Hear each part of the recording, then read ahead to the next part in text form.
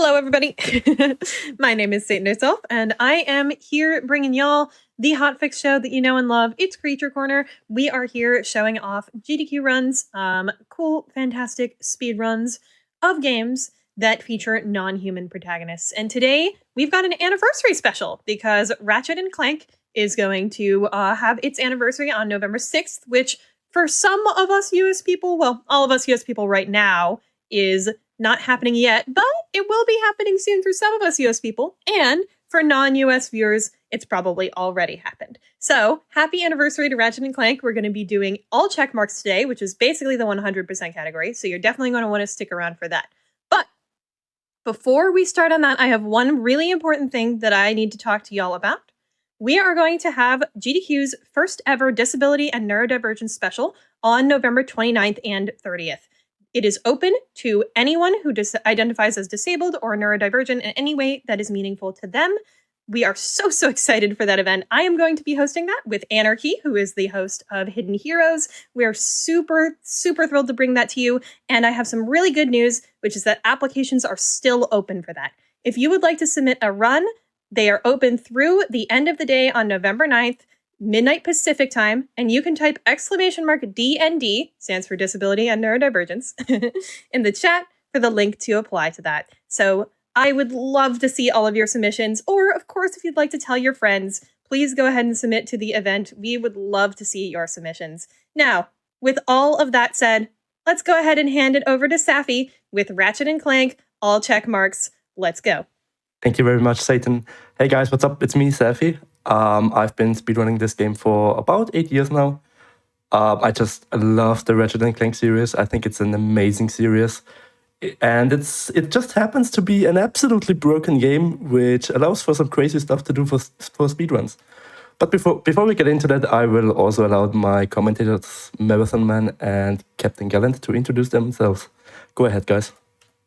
Hello, Marathon Man.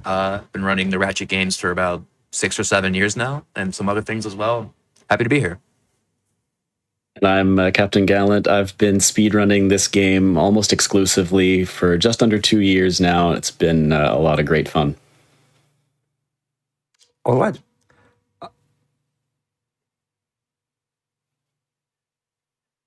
Sure. So as soon as I confirm the loading queue, we have about 3.5 seconds. And as soon as I gain control over Ratchet, the timer starts. So I would be counting you down as soon as I hit, I confirm the load, if that's fine for you. All right, are you ready? Let's do it. 3, 2, 1, and go. So we are running the all checkmarks category of this game. It's basically the 100% category of the game, excluding the Rhino. All checkmarks, it's called like that because whenever you finish the game, you have like 3 checkboxes that you see, showing how much of the game you completed.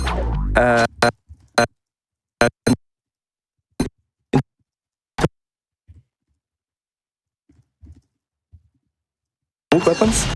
And the last one would be collecting all 40 gold bolts. So that's the task we are going to accomplish during this run, hopefully. I have missed stuff before. Let's hope it's not going to happen today.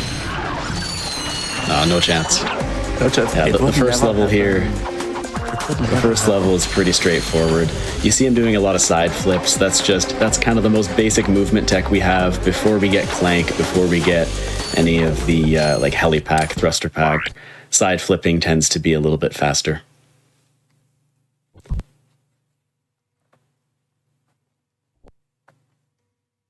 So now we are heading into the second planet of Nevada, which is Nevalis. We can do a pretty easy skip here to skip basically the entire planet. It's called River Skip. All you do is jump in the river, jump against this wall, ledge grab it, and you're at the end of the level. That's all we have to do. Now we collect the info bot, go back to our ship, and that will be the second level of the run already. There's going to be a few levels throughout this run where it's like we're only here for like a minute because we just like here we're jumping over a wall, sometimes we're clipping through a door, whatever it is, and it's like, oh, there's the end of the level, there's the one thing we have to do, and then we can just leave immediately. And a lot of the maps in this game are designed in big circles, so the ending tends to be very close to the beginning. Yeah, which is really convenient for us speedrunners. Because we don't actually like playing the game, of course. We just want to get out of here as soon as possible. Yeah, I've heard the saying in speedrunning. It goes like, in speedrunning, you just play the game more to play it less, which, if you think about it, is actually true. It's true. That is how it works. That is how it works. Okay, so here we hope to get about 500 bolts, so we are ending up at 1000 bolts. That's actually terrible RNG, but we can work with that. That's perfectly fine. Yeah, reset the run. We want to end up at 1000 bolts by the end of this bridge, so we can buy our first upgrade for Clank, which would be the helipack, which gives us a whole lot of new, like a new moveset, which absolutely breaks the game, by the way. Yeah, the helipack is our main tool for gaining speed, basically.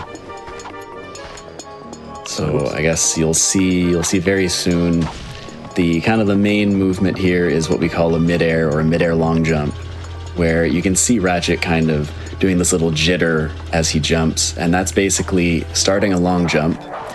And then this game is pretty generous with like the with frames, where like, you know, if you do a long jump input but also a side input, then you would get a side flip. But you can delay the side input by quite a bit. And then you can actually, you know, so that you start a long jump and then you delay that and it becomes a side flip. And then you delay a little bit more and turn it back into a long jump. And then for reasons unknown, that makes you gain a bunch of speed. No, we are not dying on the train sequence. Okay. That's not happening. I was getting worried there. He lined himself. Oh, sorry. You go ahead. Go ahead. He lined himself up there to get hit by one of the guards on the train, so that way he could move during that cutscene. Otherwise, you're normally locked in there.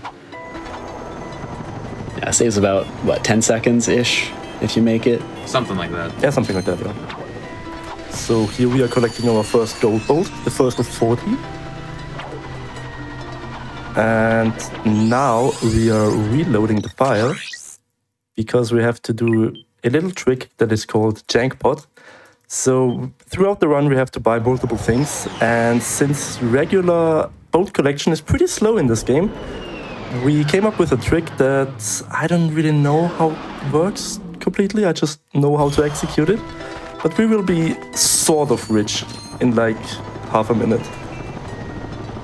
Okay, we make this. Yeah, we exploit an intended mechanic where the game gives you a few extra bolts, but it only stops giving you those extra bolts like once you've actually collected them, basically. And so we're going to break a bunch of boxes in quick succession, and by not collecting any of their bolts until the last second, we're going to end up getting way more than the game ever intends you to get. And we should be looking for about 4,000 at the end of this. This is the most unique get-rich-quick scheme I've ever seen. I wish it worked like that in real life. I know. A really good jankpot. Yes, insanely good. Yeah, it's looking fantastic. Oh, and there's that. You might see that again later. Yeah, so remember how I was talking about turning a long jump into a side flip and then back into another long jump? Well, as long as Ratchet is still on the ground, you can actually do that infinitely.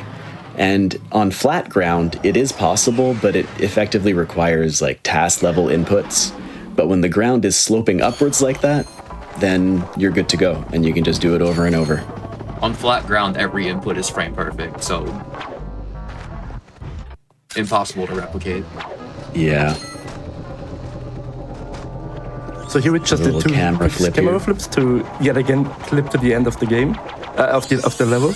Usually we would have to do like a huge swing shot sequence, and we also would need to visit Planet Iridia first to unlock the trespasser to even get behind the locked door.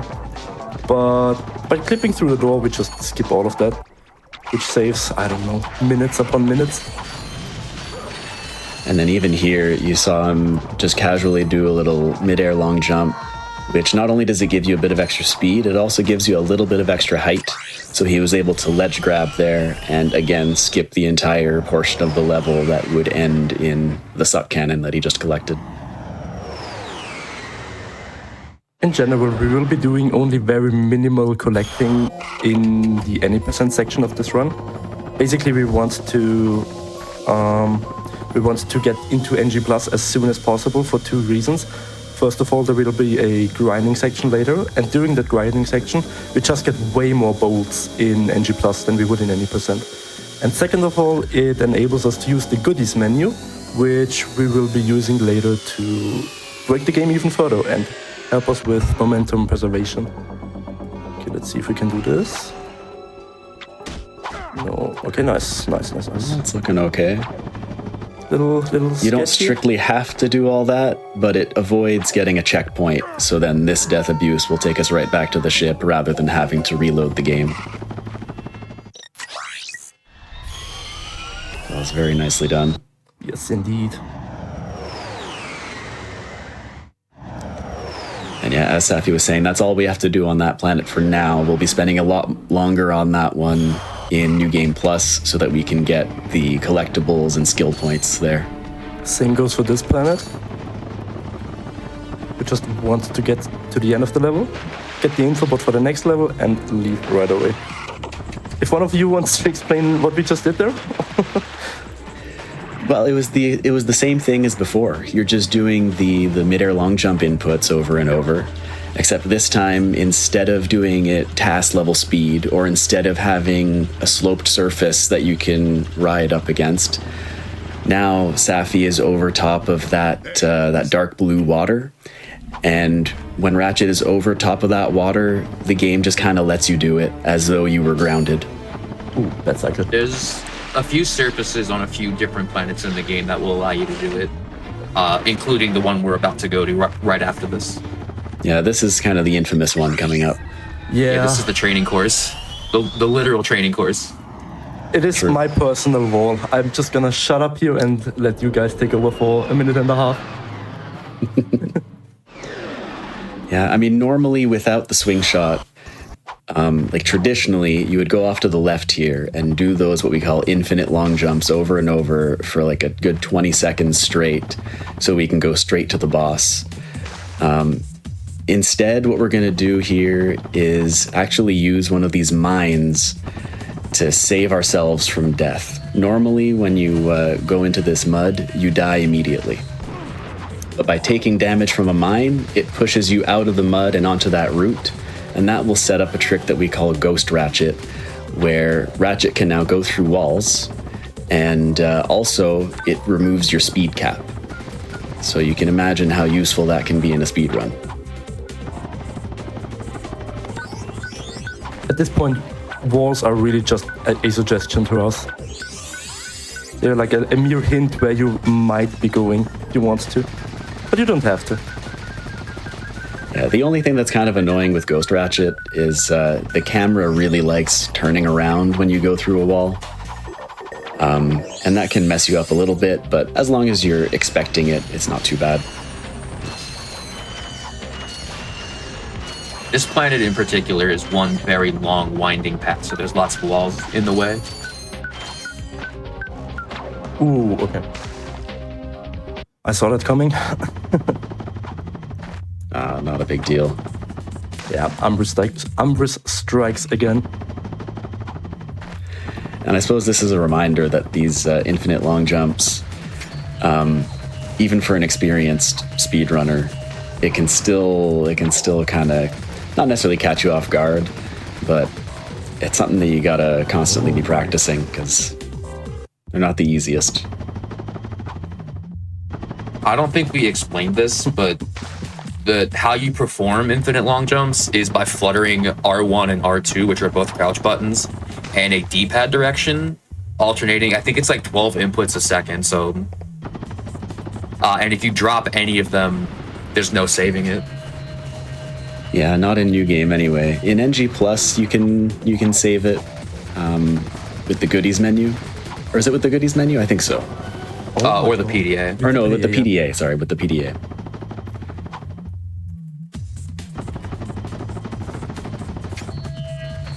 I was expecting this to go south, but not this south. But it's okay. It happens. It happens. We'll make it. Live runs. You got this. Okay, yeah, let's go here. It's fine. Oh boy. That would have Never been in fun. doubt. Hey, there we go. Okay. That should Here be you go. Oh, okay. You go We are- straight into the boss okay. room here. Yeah, so like I said about yeah. lots of walls. No, don't hit me. Now we don't actually have to fight the boss because again, we can go through walls and this infobot is just loaded in there for you to collect. Okay. That's basically my only point of concern out of the way. So it's gonna be smooth sailing from here. Nothing ever goes wrong. Yeah.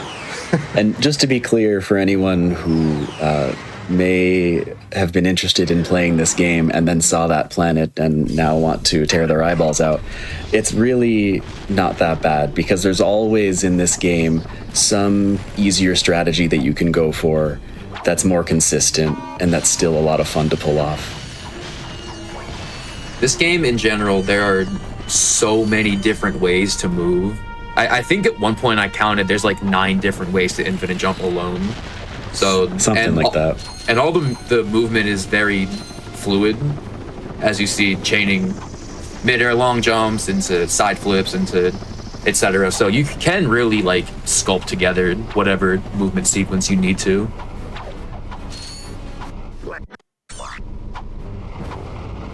Yeah, I suppose that's something that I didn't mention before with those mid-air long jumps. You keep the speed from them. So once you land, as long as you're still holding neutral on the left analog stick, you can just do another mid-air long jump and gain even more speed and then even more. And you can really start flying. Average Battaglia experience, by the way. It is one of the hardest planets in the run, I would say, to smoothly execute. Well, especially with all the lag on Battaglia, Yes. especially on the PS3 version. Yeah, this is the planet where it seems like something's always trying to fight you. This here, I think, is the first ledge proxy in the game, Yes. or in the run. I should be able to ledge grab that. Oh yeah, it's no issue here.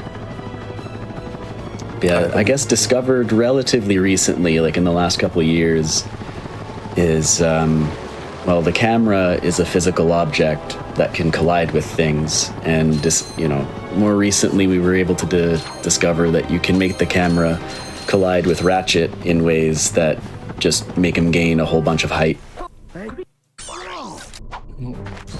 I was considering to do ground ILJs, the trick that you saw on Curvan right at the end, because you can also do that on this trail, or rail, I should say. Sorry, but It saves a second or two. It looks really cool, and it's also a really good way to throw your run. If exactly. you miss. But both your commentators would have been very happy to see it. Yeah, but after how Ambrose went, I figured it wouldn't be the best call here. Understood. Okay, let's skip the Clank section, shall we? Yeah, the Clank sections casually are not the greatest, are they? Especially not in this game. Yeah, they finally figured out Clank sections in A Crack in Time 7 years later. But before that, the Clank sections, they're supposed to be like more puzzle-oriented rather than combat, but the puzzles are like so painfully simple that they're not actually fun to solve. Clank is also just not really fun to control, especially in this game. He's very slow and He feels very Yeah, not too much clunky. movement tech with Clank. Clanky, really? Yeah. That's why we gotta just get out of the section as fast as we can. Oh yeah, just in and out. Otherwise, you have to do the whole thing, which takes like, 6 or 7 minutes? About that, something yeah. like that. So here we are going to get our first skill point, which is just use this turret to shoot 5 of these ships that are flying in the skyline. Nothing I special. forget the exact count, but a lot of the skill points in this game are just shoot stuff out of the sky. There's like 8 I think of it's like them or 11. something. Or yeah, it might be even more. Something like that. There we go. First skill point. Oh, where are we going? Yeah. Now, in fairness, it's you might be shooting things out of the sky using different methods, right? Here we used an in-level turret. Sometimes you use the Visibomb gun, sometimes the Devastator. You know, I gotta keep it a little interesting, right? Okay, I've got bolts. We should not Nice. be concerned about the bolts here.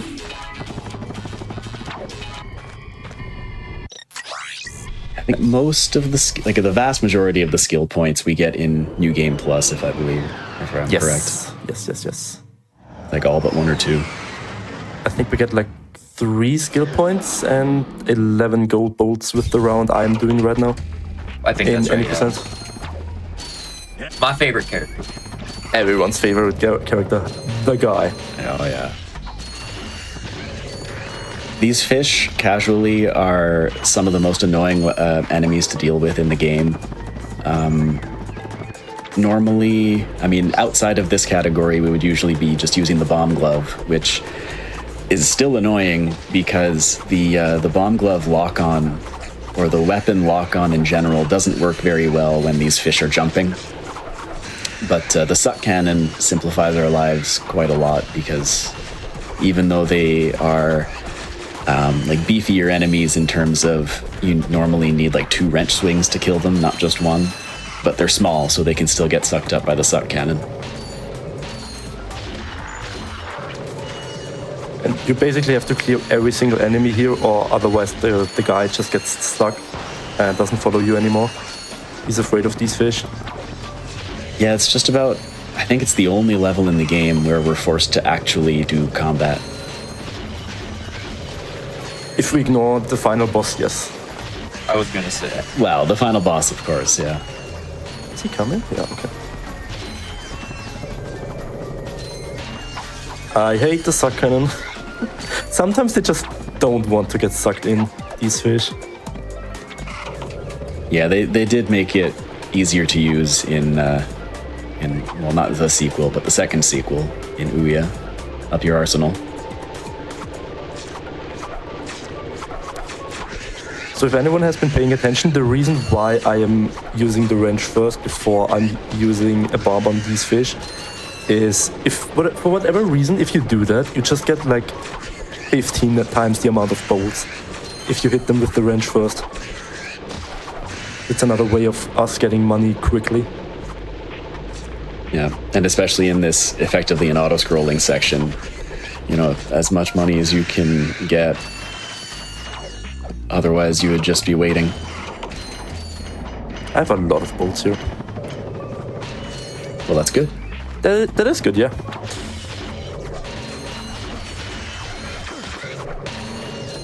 And we'll be collecting bolts throughout this entire run because, as we said, there's a lot of things we have to purchase, including a bunch of stuff right at the very end.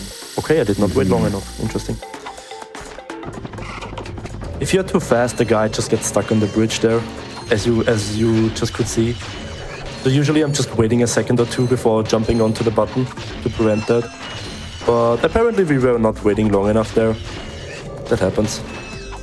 See, I, of course, never have that problem because I'm just not that fast to begin with. Oh, insta-skip too. Ooh, the insta-skip.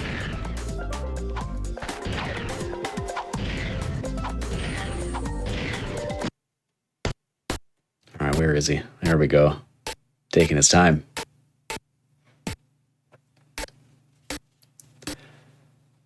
Look, So this is the Star Fox portion of the run. There he is. Basically just have to, yeah, sometimes they can be annoying, but you basically just have to break all of these spheres and that'll end the mission. Huh?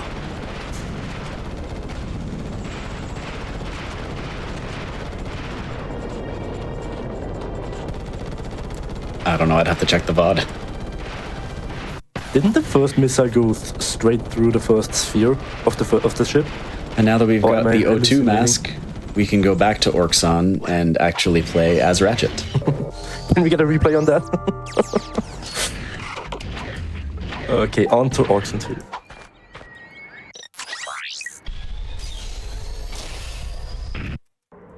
Yes. So the first part we skipped as Clank, like we almost skipped the entirety of it. But here there is not too much to skip. Yeah, on the previous planet, Pokitaru, we had to escort the guy. On this planet, it's the infobot that escorts us. Before it's actually collectible. But there are some minor corner cuts like this here, rather than going all the way around with the Magna Boots. Oh, don't kill me. Okay, nice. And normally the green goop that surrounds this planet would kill him on impact, but there's about 2 frames in which he can jump over top of it, and it won't kill him instantly. But again, if you drop it at all, I had to wait there because I accidentally woke up the crabs. If I went for that jump while the crabs are not sleeping, they just hit me and I cannot clear the gap. So usually you just that little jump, and that little jump to clear the gap saves a bit of time. And if you miss it, it's like, oh, well, there goes, 30 seconds or a minute or whatever it is. Maybe not a minute, but a solid 30 seconds. But you just do it and it's easy peasy. Everyone's favorite planet. If you have ever speedrun this game, you absolutely hate this planet. this planet's... That's why it's everyone's favorite. I have to make this comment every time we come here, but this planet's so bad that champion Ratchet Runner, The Rixer, made a 30-minute video explaining how bad it is. And I may or may not make a cameo. So what we're trying to do is, there is like a turret above us, and as long as we are beneath the trigger, we can still enter. Oh, there we go. We can still enter the fight. So we are just trying to infinite long jump into that trigger without actually seeing it. Yeah, and there are easier ways that don't waste that much time, but to paraphrase the great Ayrton Senna, if we don't go for a time save that exists, are we really speedrunners? So no, you gotta go for the fast strat. Come on, behave. Break for once, please. Thank you. I've had so many terrible fights the past few weeks. Yeah, that one was actually awesome. Yeah, that was really quick. My other favorite character. Oh, heck. So we just take a quick little pit stop to that guy, skipping that entire portion of the level, of course, so we can pick up the Raritanium. And are you going? I didn't even see. You're going straight back to Poke now, I think? No, I'm going to Gamblic now. Then I do Ultanis. Ultanis. And after Ultanis, we head back for the Persuader. Okay. Yeah, the Raritanium there, that's just an item that you trade for another item on Pokitaru that isn't actually required to get all check marks, but it allows us to spend a lot less money and therefore spend a lot less time grinding for said money.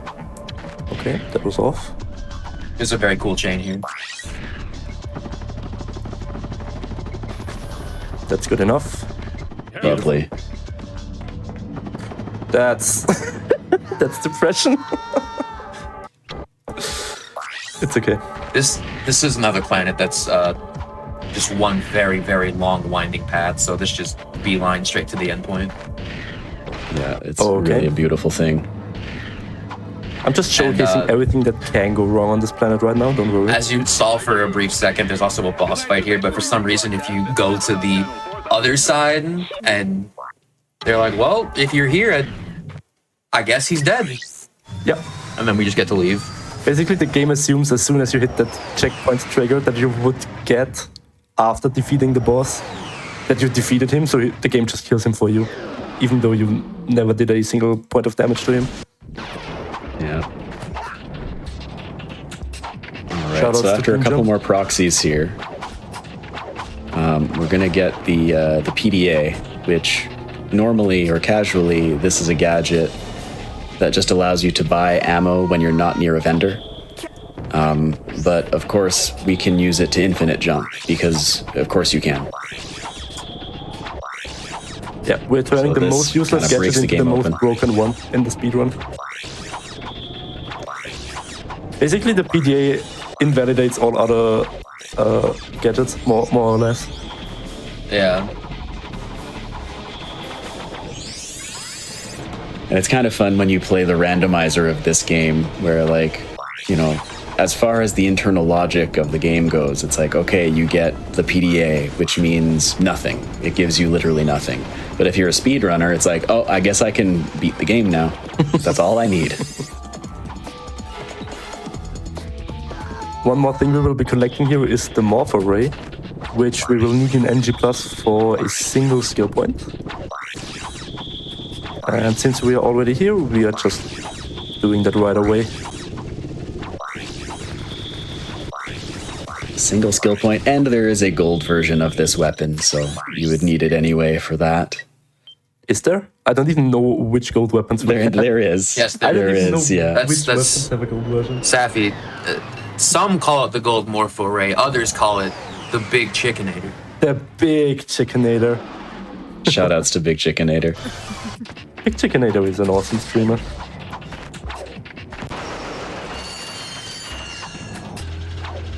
Okay, so there's one more thing we have to do on this planet, which is get the next infobot for planet Quartu.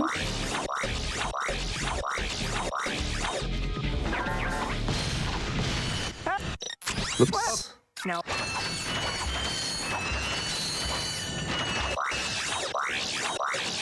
So what I'm doing here is there is a checkpoint or like a trigger for a cutscene, which is not skippable and loses like 10 seconds. So it's just faster for us to infinite jump over that trigger to avoid the cutscene. Yeah, by getting the PDA, the morpho array, and the coordinates, all three paths, there's a secret bonus fourth path that leads to a gold bolt that we're gonna do later on. Exactly. And of course, we're not going to get that gold bolt by taking that secret fourth Absolutely not. because Why that would would be we? crazy. Oh, I have to. We can explain that once we get there in, I don't know how long it's going to take, another hour maybe? Not quite. No, yeah, alternatives isn't like in an hour, roughly. Maybe 55 minutes. Okay, so now we are getting the Persurator, but of course we are not going through the sewers, but we are just like swimming out of bounds. Because, yeah. Yeah, the What devs weren't being very careful about where the wall is and where the floor ends, so there's literally just a hole that you can swim into, and now you're just under the level, and you can go straight to the end. Does anyone know this guy's name? Of course. His name is Fred. Oh, he is Fred, okay. I wasn't quite sure. That's Well, right. That's It's right. the same guy that you buy the grind boots from, that we skipped, of course, but you buy the grind boots from on the Blarg station. Oh, we will get those later, This don't is him worry. on vacation. Yeah, we'll get the grind boots in NG Plus. We'll need them for a couple skill points. We will be using the grind boots a whole lot, don't worry. You will see them for a very long time. So the Persuader that we just collected, all that does is gives you a discount on weapons that you buy at the vendor. So I don't know exactly how many bolts it ends up saving you, but basically it would take way longer to just collect that extra money than it does to get the Persuader, so you might as well. And again, there's so many things to buy in this, so any discount, and the discount does vary from weapon to weapon. Any discount is greatly appreciated. Absolutely. I think it saves about 10,000 before we even head into NG+, which is a lot. True, because there are a couple weapons that we don't need in New Game, but we really like having them in New Very Game nice. Plus before we get access to a vendor. That's Planet Quartu, but we will be coming back here, because there is still a room containing a gold bolt on this planet. And there are a ton of boxes that give us a lot of bolts. However, these boxes do not spawn in before we do not get the code bot, which is located on this planet, Drex Fleet. I absolutely love this section here, by the way. because it allows you, like, it's just a long stretch where you need to go fast. And it just allows you so much like more freedom 15,000, I of think? expression in your movement. Where, like, you know, maybe I'll do a midair here. Oh, well, there's a... Oh, don't worry about that. Yeah. But, like, there are certain ledges, like invisible ledges that you need to avoid that would kill your speed. So how am I going to avoid that ledge? Well, maybe instead of a midair, I'll do a side flip or maybe a neutral long jump, you know. And I just find you can have so much more freedom in that little section, and I love it. So the reason why I said, oh no, though, usually we want to long jump right into that water, skipping the checkpoint in that room. So we would spawn right back at the ship, but I kind of messed it up, so I had to take the reload. I could have also taken the pod back to the ship. There was not much difference. Yeah, I'm not sure which one's actually faster. Yeah, about even. The load is faster.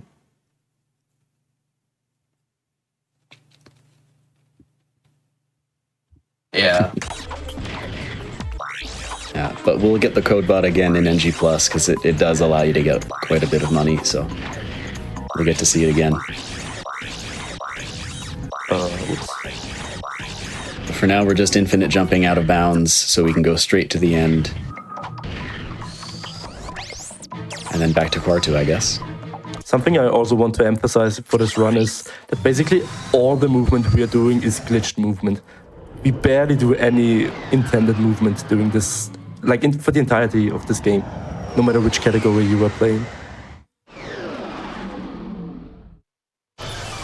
Why would you do what the people who made the game want you to do? Yeah, right? You can go fast. Yeah, oops.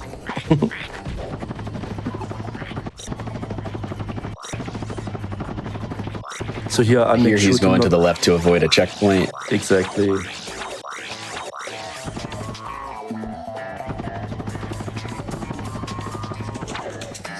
No.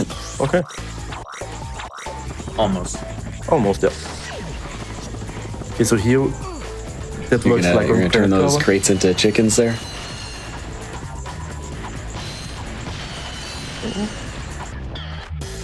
So for those of you paying attention at home, the instant that Safi broke a crate in this room, the game just gifted him 15,000 bolts, which is partly why we want to come and get all this money with the code bot. Water shenanigans.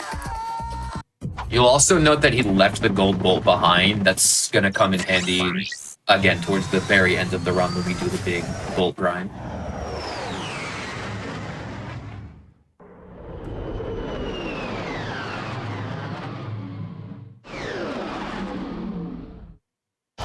So here we are going to get a few weapons for NG Plus already, which would be the Devastator, the Developer, and the Pyrocitor, which we will be using on the final boss of this game pretty soon. But before we head there, we will do one more skill point and get all the gold bolts. The skill point being that we have to kill 10 of these commandos with the wrench only. Cannot use any weapons to kill these guys. The skill point is called Going Commando, which of course ended up being the title of the sequel.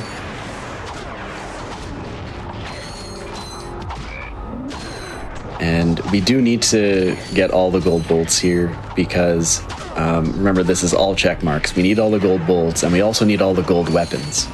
And to get the gold weapons, you first need the gold bolts. And so if you don't get them now, then you would need to do like more revisits and waste time. So this is one of the few planets in the first playthrough where you want to get all the gold bolts.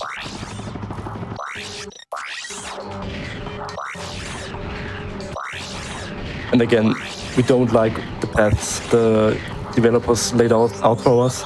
We just make up our own path by gliding through the void. It's just faster.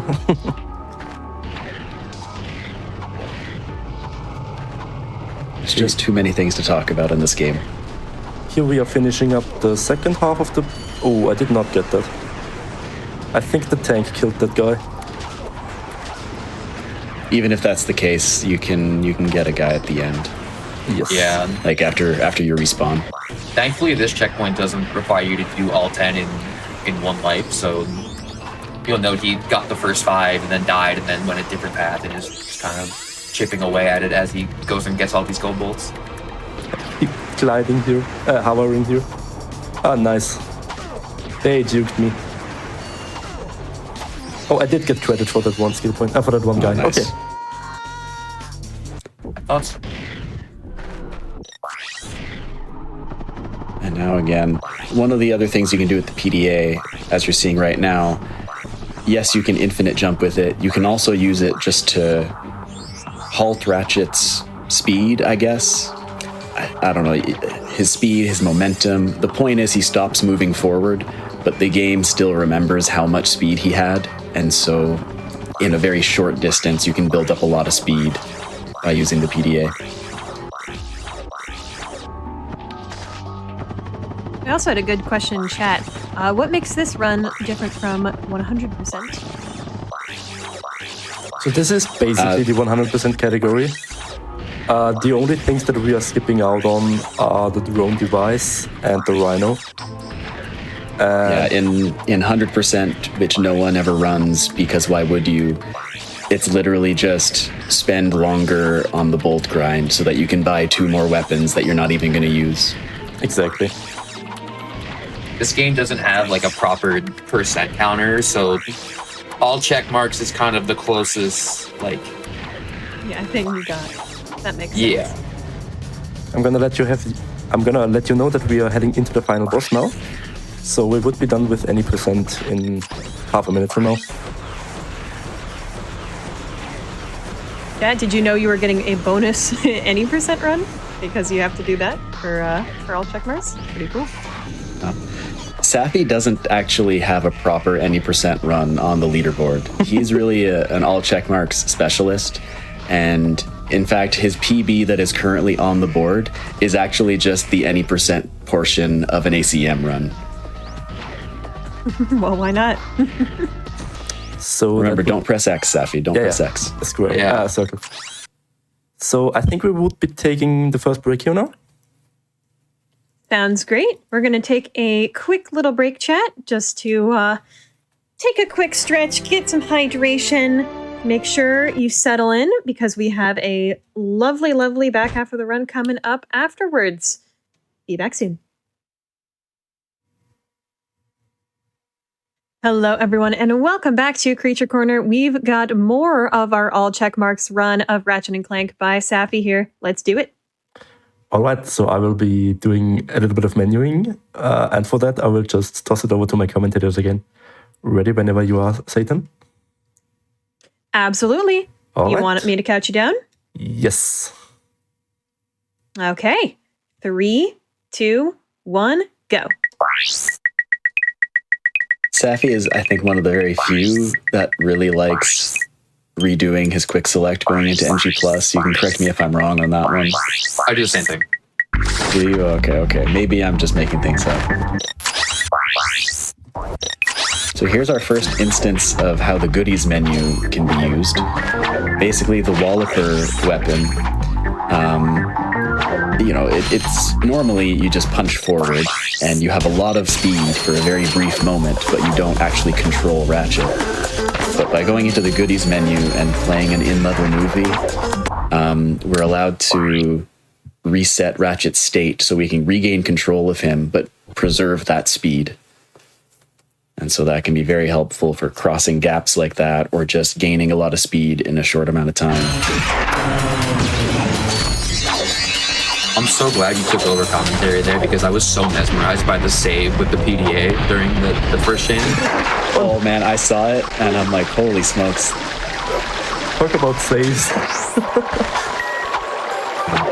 Just as we entered this planet, by the way, there was a blink and you'll miss it skill point.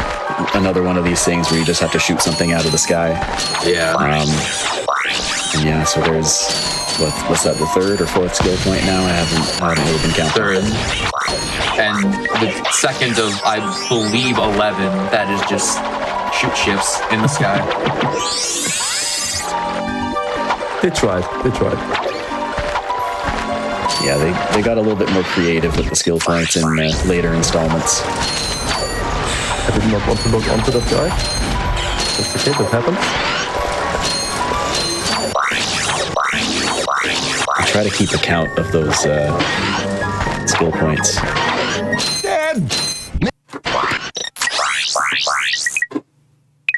And here, because we don't have a ship yet, reloading is way faster because this stock load is just like 3 seconds or something.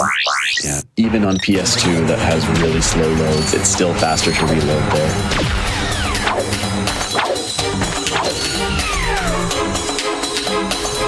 Also, the Novalis soundtrack is just an absolute banger. I cannot not mention that. I just love the soundtrack here. You could say that about so many tracks on the OST. That is true. Now there are a couple of gold bolts to be had on this planet, or a couple more to be had, I guess. But it'll be faster to come back for them. And on that planet is where we're going to buy the gold weapons as well, so we're going to have to revisit something anyway. When you come here in New Game Plus, the gold weapon room is unlocked for the first time. Unless you find the secret one. Ratchet. This is probably one of the busiest planets in the whole run. So there he tried to shoot the Quark robot statue. That's 1 skill point.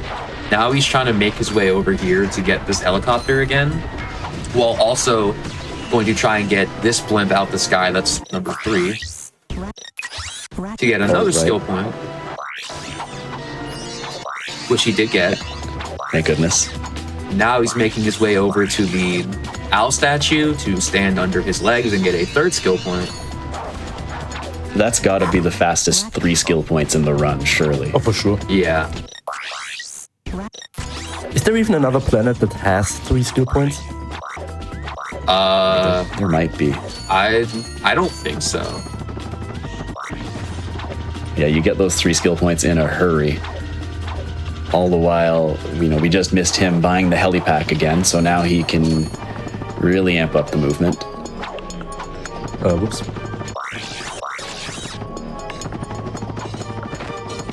And we skipped this gold bolt earlier. I suppose it doesn't really matter whether you get it in New Game or New Game Plus, but as you saw, if you make a small mistake with the movement, in New Game Plus, you have the PDA, so you can recover a lot faster. So you might as well do it in NG Plus.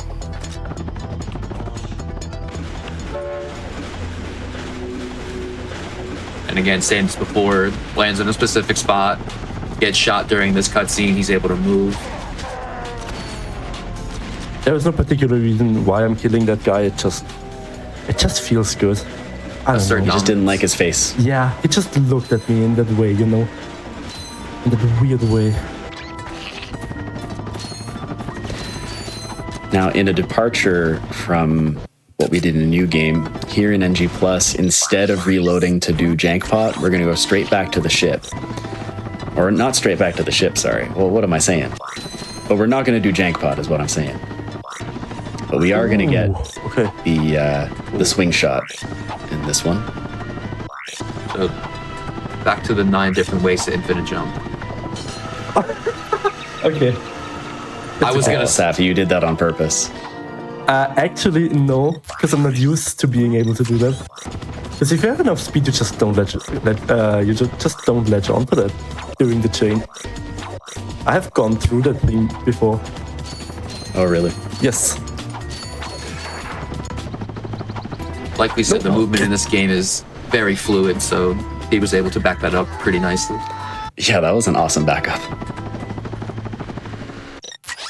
Yeah, so now we'll get the swing shot. It's going to be useful for a few reasons, I guess. And then just leave. No need to do Jankpot here, because we're actually going to do it on another planet, and it's going to give us a lot more money. So here the game requires us to shoot 10 ships for a skill point. But I actually want you to continue along how many ships we are actually shooting. Because we are not shooting 8. Yeah, Yeah, we are not shooting 8. I gave it away. GG. That was I'm 4 smart. at the start. And 3 more there, I think. Yeah, I think all of them hit. And again, these are all on a predetermined cycle that starts once you land on the planet. There in the background, you could hear that sound that confirms that we got the skill point. So for Did you get reason, it? I couldn't tell. Yeah, I did get it, yes. For whatever reason, the white ships that have 2 spheres on them count as 2 ships for this skill point. Because of course they do. All right, so he's going to enter the pod here. Nice. And then he's going to leave the pod. And that pod cutscene is still going on. So he has to be quick here about going out of bounds, doing one of these Walloper movement chains, and getting this gold bolt before that pod cutscene kind of stops playing in the background. And that way he's able to get that gold bolt and not really not spend any time on it.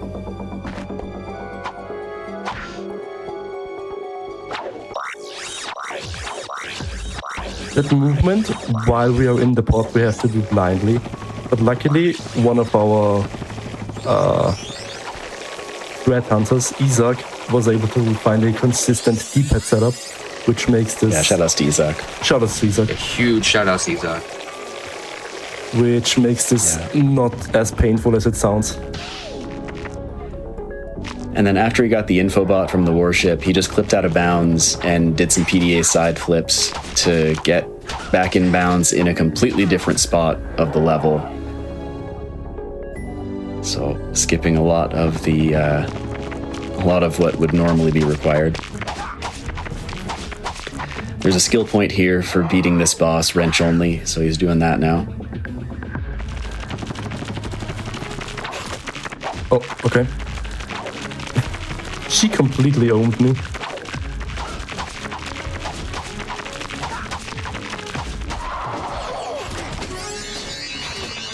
And now we want to death abuse because for whatever reason all the frogs on the planet are currently invincible. Because we skip basically all the triggers on this planet. And in order to get the cutscene for this guy, we have to rescue him from the frogs. And This is Fred again. It's Fred again, yeah. Everyone say hi, Fred. Hi, Fred. And now Safi's favorite trick. There has been this meme where I would always, it wasn't a meme, it was reality. It's like one of the easiest tricks that you can do in NG+, and I kept messing it up. Every runner of this game has one trick that they're the only ones who make the mistake. I always fall off the train personally.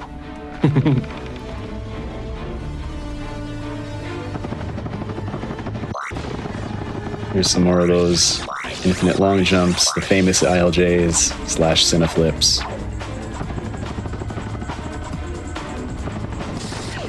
So yeah, as you can tell in Walking the on NG+... air, no big deal. Oh, sorry, go ahead. Oh, I was just saying, walking on air, no big deal. Oh yeah, once you're out of bounds, the game doesn't like loading in some of the textures, but the floor is there, and you just have to trust it. Yeah, I just wanted to say, as you can see in NG+, the game really picks up in speed. We are just getting thing after thing after thing. That's why I also like this category so much, if I wouldn't be falling down here. Yeah, by this point, you've got the Walloper, the goodie menu, the PDA, the helipack. So you, at this point, have pretty much every movement option that you can chain into one another. Fun fact, you actually never have to get the hoverboard to do this race. You just have to hit this trigger here. We never actually got the hoverboard. Yeah, but the track is always loaded in, and as long as you just go towards the start line, there's a hoverboard just loaded in for you to steal, I guess. So here we are trying to achieve 2 things. First of all, we want to win the race for the Sumo Raider, which allows us to do tricks on the hoverboard, which will be required for 2 skill points. And then we also want to do a second skill point, which requires us to finish this race in 1 minute and 35 seconds or less. And this death abuse right here is kind of the big skip, where while Ratchet is dead there, the in-game timer just doesn't keep going, and so once you respawn farther up the lap, then it's much easier to get the skill point that way. Yes, exactly. Because making it in sub 135 without the zoomer radar is, I think, borderline possible, but it's like really tight. It's really tight, yeah. Very tricky. So for this last half a lap, if there's something that Satan wants to announce, now's the time. Oh, absolutely. I've always got stuff to talk about. So, one thing that we would love to talk about, in addition to the Disability and Neurodivergence Special, which you can apply to by typing !DND in chat, we have another amazing event which has runs and volunteer submissions open right now. It's BAF's Back to Black run and volunteer submissions. Back to Black, GDQ's all-black charity speedrunning event supporting Race Forward, goes live from February 5th to 8th and is currently accepting run and volunteer submissions. Submit your runs at gdq.gg/submit. For more information about the event, visit gdq.gg/BAF. And they recently extended their submission deadline a little bit through the weekend. So if you would like to volunteer or to run for that wonderful event, please go ahead and go to gdq.gg/submit and find it there. Awesome. So yeah, you saw Safi go back onto the track to get one more skill point just for doing a trick, basically. And now he's going to go onto the track a third time, I believe. No, this time not to... Oh, I guess, yeah, we're going over the track so that we can get this gold bolt from out of bounds.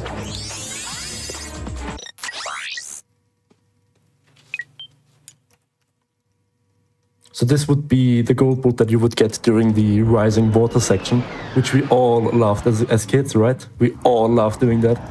It was the best part of the game. I still have nightmares. Ooh, I don't have any Devastator ammo. That's not good. Yeah, but that's why you checked. Actually using the PDA for the intended purpose here, for once. I just saw a good question in chat here about why PS3. I thought this was a PS2 game. And basically, well, we didn't really explain what was happening on the final boss. But the first reason why we like playing on the PS3 release is load times. On PS2, every time you're loading into a new planet, every time you're loading a cutscene, takes a lot longer, so you end up saving a lot of time there. Now, of course, load times, you know, it doesn't make you a better player if the game doesn't take as long to load, but it just means you get, you know, more gameplay and less waiting, which is kind of nice. And then the other one is that on the PAL PS3 version in particular, there's a bug with the pyrocitor where if you are right up in someone's hitbox, you'll deal damage on every single frame. And so that's how we were able to beat the final boss so quickly.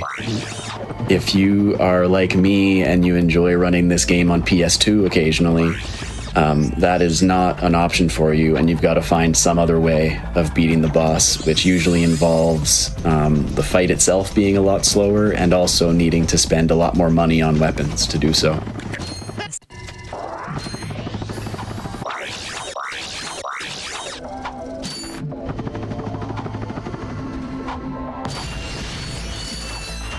As I've been talking, Safi is just ripping around on Iridia here, going between the 4 gold bolts that you have to collect. And I see you also picked up the Sonic Summoner from Skid's agent.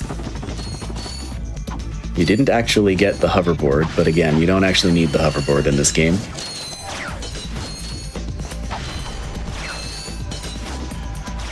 I'm a little underbolted, so I'm breaking basically everything on this track to make sure we are right on track. You're probably underbolted because you used the PDA to buy Devastator ammo. That was only 400, but I'm underbolted by like 1,000. Oh, really? That much, eh? Yeah, I want to be at like 0.5k coming out of this, so we are perfectly fine. Nice. Yeah, there's a skill point. There's a skill point here for doing this last room without touching the ground.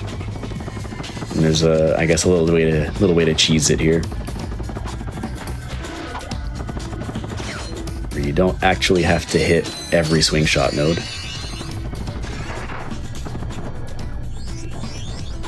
Get one more gold bolt, skip the trespasser, and that I suppose will be it for the planet. Oh, we still have to do the skill Because points on the backtrack. I was gonna Oh, say. true. What is this, number 4 now? The shooting ships. No, number 5. Number 5. I've already lost count. Oh, that's bad. Okay, it's okay. We can get that backup ship. Nice. Yeah, the first one we did was on Gaspar, and then in NG Plus we've done Novalis, Eudora, Kerwan, and now Iridia. So that's 5 so far of just shoot something out of the sky. So here on Planet Umbris, there isn't much left to do since we did everything in any percent already. I had a feeling. Yeah, so this is another way of getting Ghost Ratchet, by the way, where you can use the goodies menu to save yourself from the mud, and you get Ratchet in that same state where he has no more speed cap and can go through walls. And so, like, this is way faster than you could ever get without Ghost Ratchet. Oh, it's a perfect landing. Beautiful. We'd love to see it. A fun fact is that I just glanced over my splits and I'm about even with PB. No. Oh. Yes, I am. This is going way better than expected. I'm like 10 Is seconds this- behind my That's PB. exciting. Chat, get hype. We're going fast. Can we save this? Yes. Oh, definitely. Oh. So here we are So going. there's a skill point here Exactly. for well, the skill point says destroy all the tanks using the sand mouse here. But you don't actually have to destroy all the tanks. You only have to destroy these last 2. And the sand mouse doesn't have to do all the work. You can do most of the work with weapons and then let this the one- sand this mouse one. do the rest of it.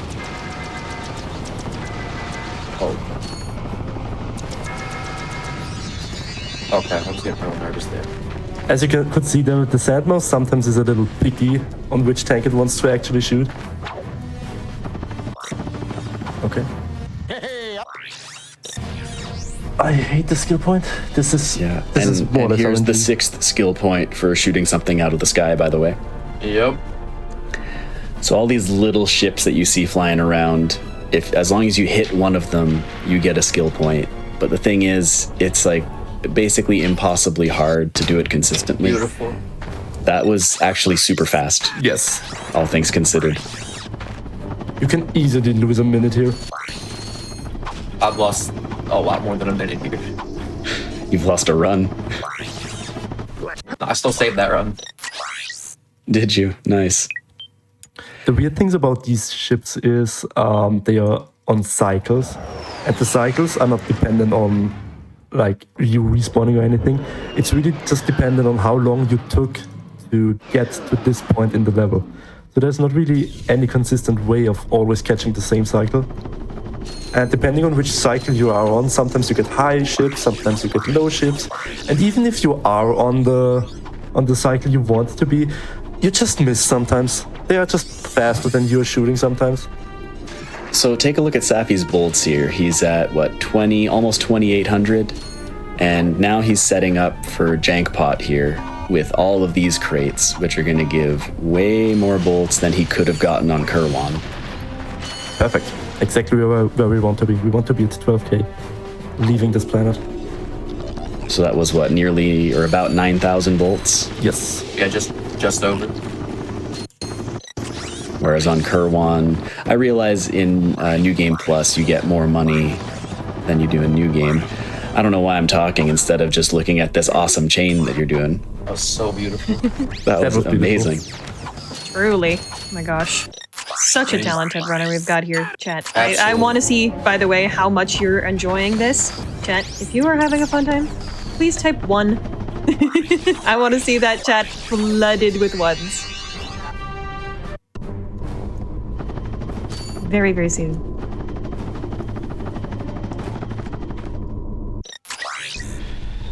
Now there is a skill point for doing that grind rail section without taking any damage. But of course, rather than doing the whole grind rail section, we just hop off using the goodies menu, and then teleport to the end, and then just like do a couple of side flips, and the game is like, well, he got on the rail, and now he's at the end of the rail without having taken damage, so I guess we'll give him the skill point.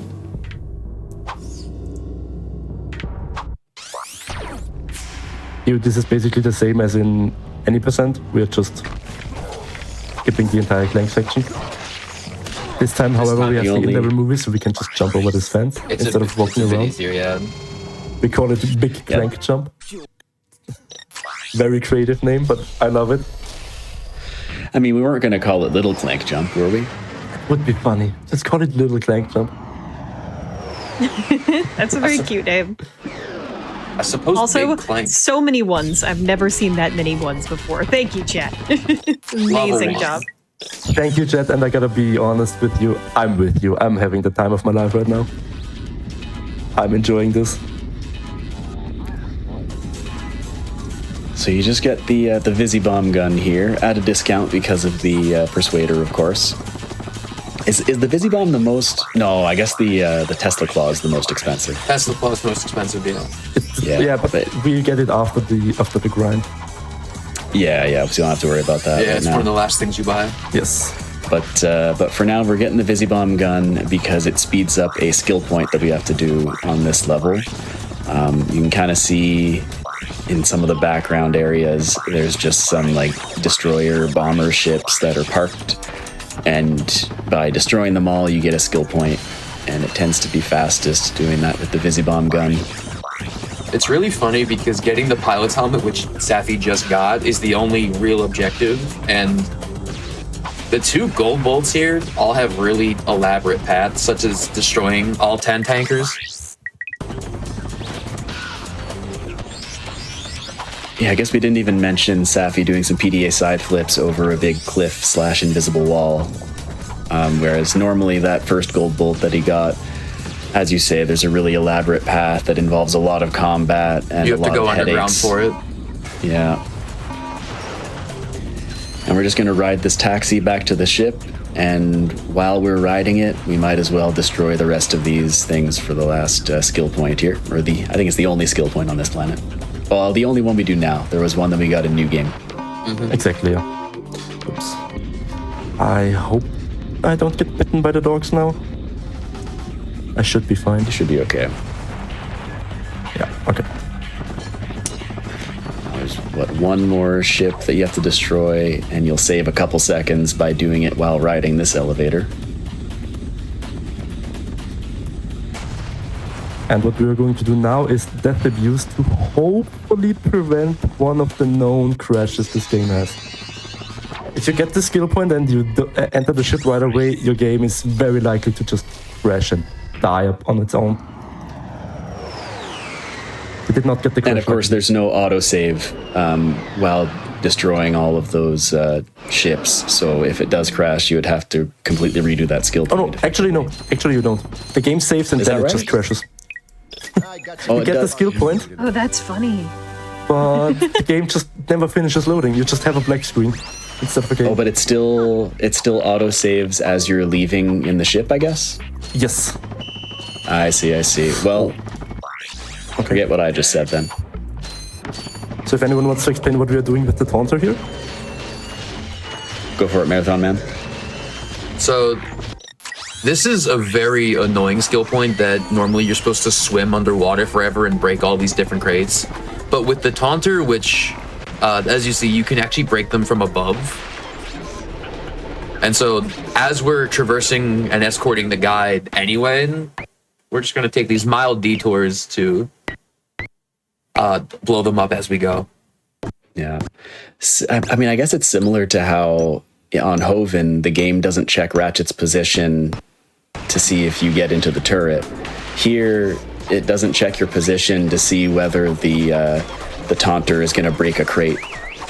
Or it doesn't check your height, rather.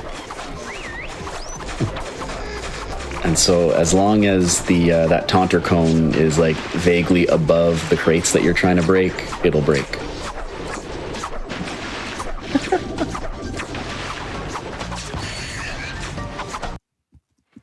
Happens.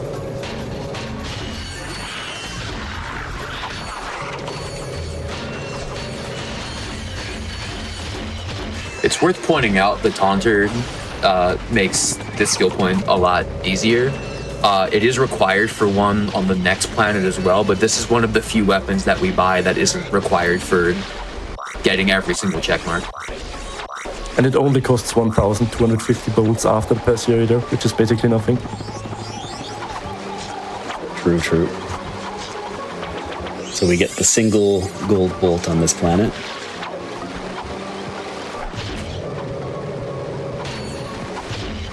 Was this fish there before, or am I just blind?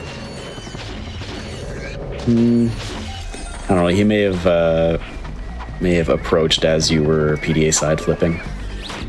That might be, yeah. Yeah. Fish surprise. So here's the 7th skill point for shooting stuff out of the sky. This time, I think you actually do need the Visibomb. Yes. Yes. The double? Oh, so close. Oh, almost. So You're very skilled with this. If you have ever struggled with this, guys, one tip that I can give you is never chase the ship. You will never catch a ship if you try to chase them. Always try to fly into them. So the rest of this planet is going to be effectively exactly the same, I think, Yes. as a new game. So you can probably make another announcement if you'd like. Oh yeah, absolutely. So another thing that we're doing here at GDQ, because we're always doing stuff, is running mainline events. And we have just released the games list for AGDQ. If you haven't seen it, you can go to gdq.gg/games and check out all the cool stuff there. There are so many amazing runs. I know there's a Ratchet and Clank run on backup, so that's really cool. But there's plenty of other things to see as well. If you'd like to actually attend Awesome Games Done Quick 2026, it will be live in Pittsburgh, Pennsylvania from January 4th to the 10th. And registration is open, so be sure to register if you want to experience the event in person. You can visit gdq.gg for more information on how to attend if you look at that games list and you think that looks cool, or if you just want to come for hanging out with friends, doing the activities we have on site, and all sorts of other fun stuff. Come on down. Sounds amazing. I can't wait. It's going to be so much fun. And I truly do believe that this games list is amazing. Not biased at all. But I really do. I think everybody's going to find something they love. I looked at that list and I saw Bloons TD6 and I said, that's amazing. Oh gosh, someone's running Committee, you're balloons. doing amazing work. Yep, that's right. So definitely go take a look at that list while you're watching this wonderful run.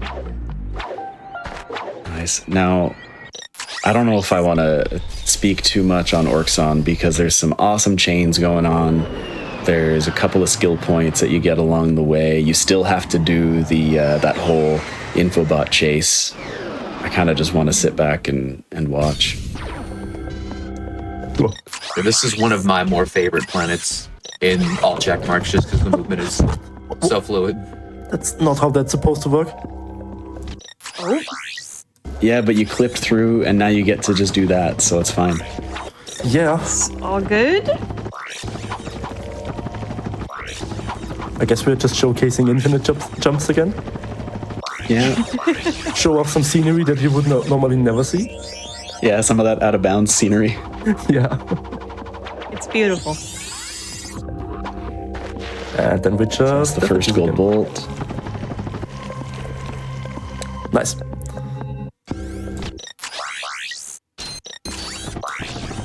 I mean, to be fair, the Sucker Cannon knew that it was about to be taken off our quick select.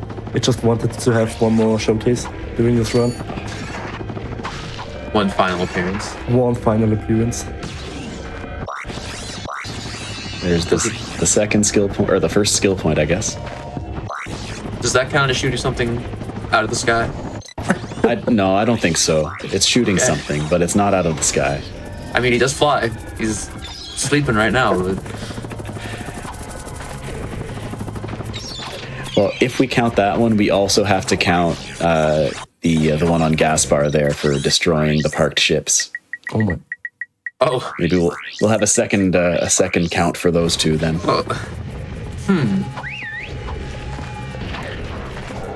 So here's the skill point that the taunter is used for. And that is actually required. Yeah, otherwise you just sit there and pray that they bump into you. It's kind of rude and cruel if you think about it. You taunt the crab so he just runs into an electric fence. Okay. Another little chain here to get the last gold bolt. And there's another example of like, without the PDA, like if he was doing this in New Game, he might not have made it to the gold bolt and he would have had to spend a little bit of time doing a backup. But because we do it in NG+, we've got the PDA, so I'm not going to make it, no big deal. Take not even half a second to open and close the PDA and make it anyway. So the reason why I said close there is when you have the PDA, you can actually skip the animation of collecting the gold bolts, but it's a frame perfect trick. You have to open the PDA on the same frame that you touch the gold bolt to actually get the animation cancel. And I just love going for them. Well, you don't technically skip the animation, but you get to move around with the gold bolt during the animation. Yeah, you skip. You skip Ratchet's animation. The gold bolt is still like spinning above your head as you collect it. Yeah, but then you get to control Ratchet, and the camera is still fixed, but you get to control Ratchet during that. So it looks kind of goofy. In some spots, it saves a bit of time. Sometimes, technically it saves time every time, but because you don't have control over the camera, it can be really awkward in some spots. Everyone's favorite skill point: shoot things out of the sky. Number 8. I don't want to begin to think about how many runs I've forgotten to do this one in. Yeah, this is a very forgettable or missable skill point. Because by this point, you're like, didn't I already shoot the ships? And it's like, no, that was like 5 other planets you did that. Bro, that was 3 attempts ago. Actually using the Walloper for its intended purpose? What? You could use the suck cannon here if you wanted. I think I've seen Marathon Man do that in his runs. Yeah, we used to do that back in the day. Select anymore at this point. Trying for Snowy Boys. Oops. Yeah, so it's just a skill point for beating all those enemies in that little section. I think I'm one of the only runners to even put the blaster on the quick select to begin with. I did as well. Do we only use it on Altanis for a skill point? Yes. And during the grind. And the grind, yeah. Oh, the grind as well, right. Anyway, so we just do a quick little out of bounds to quickly go between the 2 gold bolts on this planet.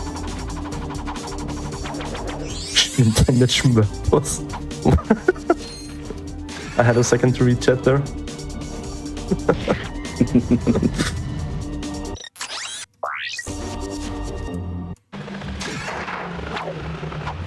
I suppose there are quite a few examples of death abuse, to go back to the ship, where sometimes we slightly go out of our way to avoid a checkpoint. In this case, we never really go near a checkpoint to begin with, and either way, we just die and it respawns you back at the ship. So it's a very easy way to quickly leave. All right, now watch this chain.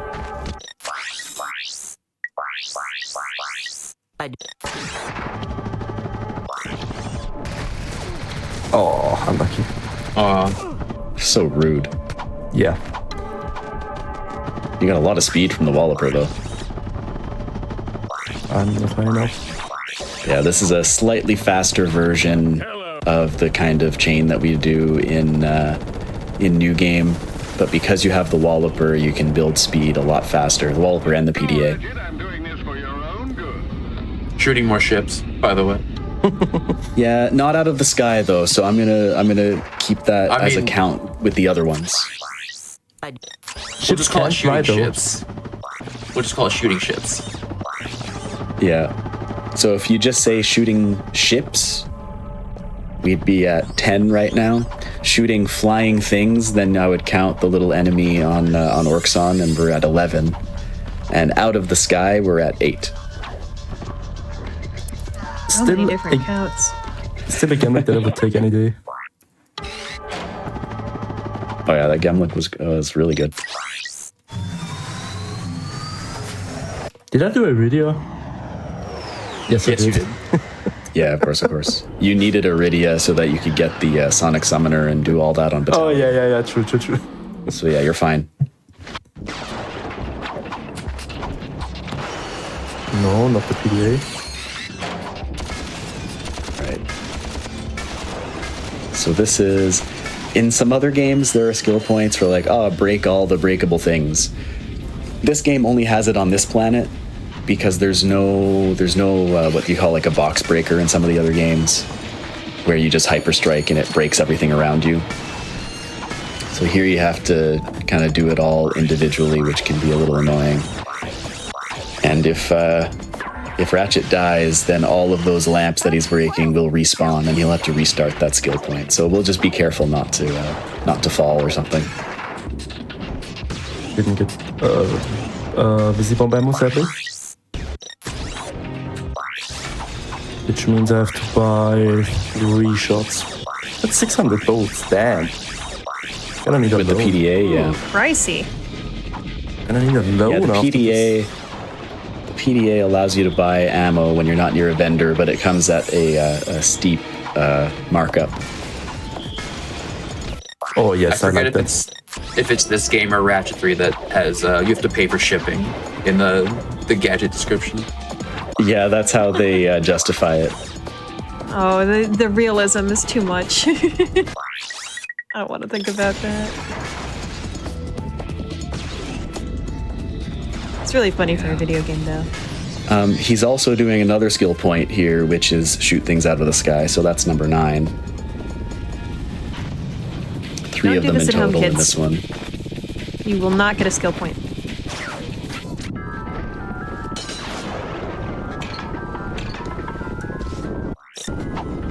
I keep missing this. You can actually preserve your momentum from the swing shot into this infinite jump to land on the platform. At least we get this. This is also cool. Nice. That's alright, we got the bolt.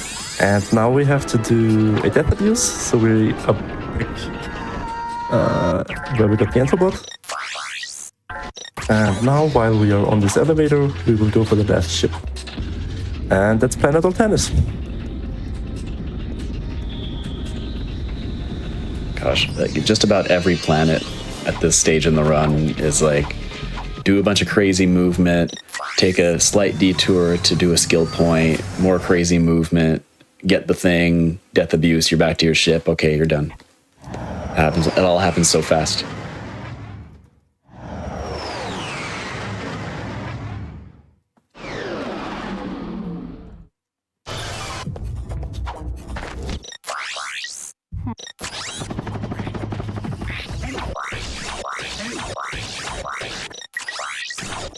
I suppose on Quartu here, it's going to be quite similar to what we did in New Game. You know, slightly faster just because we have the Walloper and stuff. But it's effectively just talk to Clank's mom, do the thing. We are getting the bolt now. Canonically, Clank's mom, by the way. Yes. This is the factory where Clank was created. So what we This are is one of setting my up- favorite chains in the whole run. Oh yeah, go Oh ahead. yeah, did I say it was going to be similar? It isn't. We just got Ghost Ratchet, by the way, so no speed cap. Ooh, and also no ILJs. Okay, let's do that again. That's fine.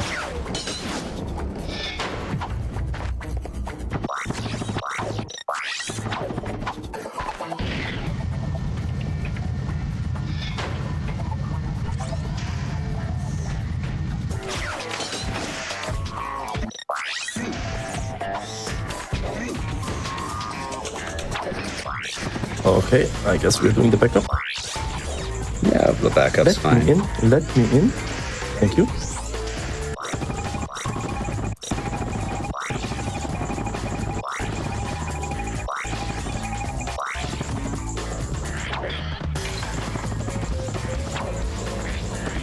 It's actually kind of fun seeing where you start that chain and where you end on the in-level map, they're like nowhere near one another.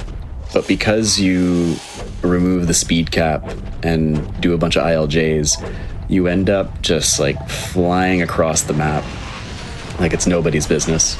And most importantly, we are also removing the collision on walls, so you can just go through everything. Yeah, otherwise it might be a little awkward. So we're doing the giant clank fight here, looking down to reduce lag, as you do. And right now we're here just to unlock a planet, and then we're going to come back here because this is the arena where we're going to do the long bolt grind. So get used to this view. We still have about 8 minutes though before this is our second home. Yeah, a couple more planets to go, and then we'll come back. For now, just Perhaps finishing we up can these play last few some Ratchet helicopters. and Clank trivia with the chat or something like that. Ooh. Oh gosh, we could do something like that. We got to come up with questions. I know Nice I'm putting y'all on the spot 7-1-1-7. here. We don't have to, but I'm I down. was just thinking about what we could do. Let's do it. Yeah, I'm for it. Pass the time in the arena. But we're not there yet.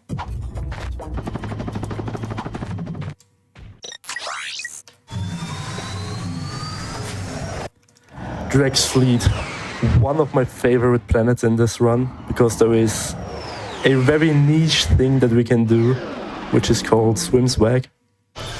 And I hope we get to showcase that.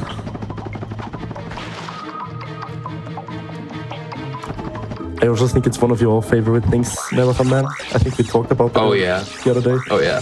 First of all, we have to get in here. Yeah, so there is a skill point for doing this whole water section without taking damage. Similarly, though, to the grind rail stuff, as long as you go into the water, you can just leave, clip through a wall to get back out of bounds, and then once you're at the end of it, the game is like, well, he was in the water, and now he... Much like when your friend who asked to go swimming only dips their toes in the water and is like, yeah, swim. So there's the skill point. Oh, I'm too high. It's okay. Why that skill point, like why you get it at that spot in particular, I don't actually know, because like when he got it, he wasn't actually anywhere near the quote unquote end of the water section.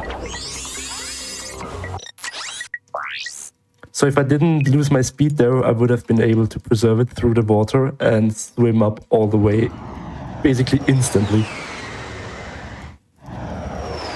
And now we have the checkpoint within this room, and there is no fast way out, so we just load the planet. So we are back at the ship again.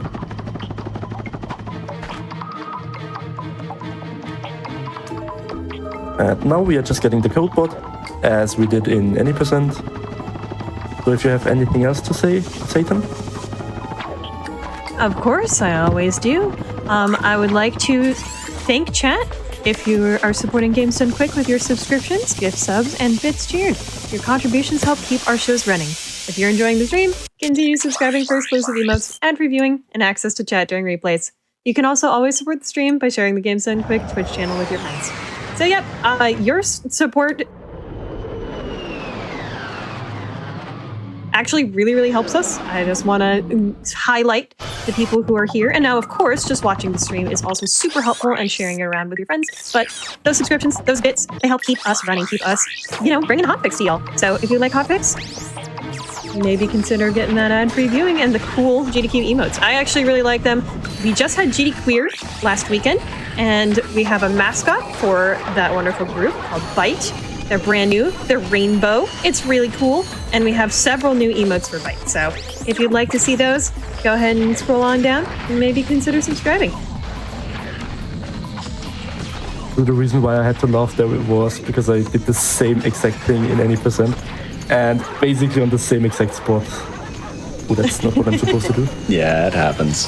This is gonna be chaotic now. Consistency? Question mark? Yeah, I'm just gonna Bad wait. habits, I don't know. Yeah, so now In New Game, you saw him go out of bounds and just fly straight to the end, but there is a skill point for destroying all the robots in this level, or in this part of the level. Normally, you would need a gadget called the Hollow Guys, where Ratchet kind of disguises himself as a robot so that those sentry bots will basically put down the force fields for you.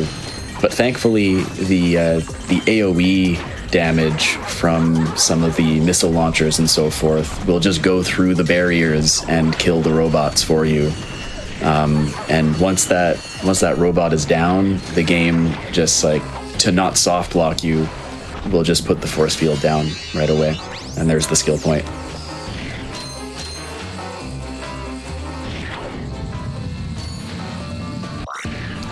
Another little cam flip, little gold bolt.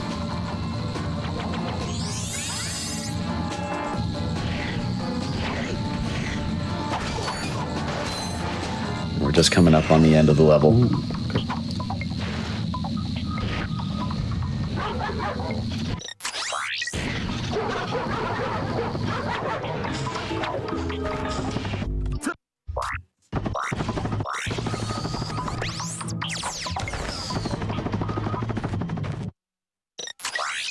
So just as an information for you, Satan, we would be doing this level, and that would be the final level before the grand section. All right, sounds good. Thank you for letting me know.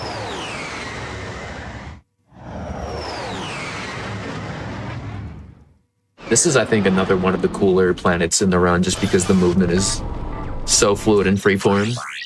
For sure. Little walloper chain here, flying across.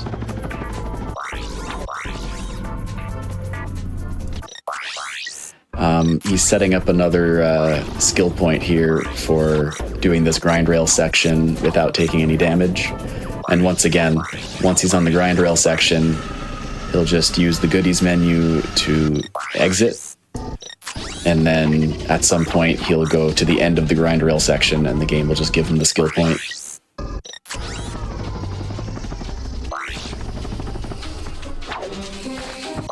He does have to be careful to not take any damage here as well. Will As he that makes his way also over. ruin the skill point? Yes, it will.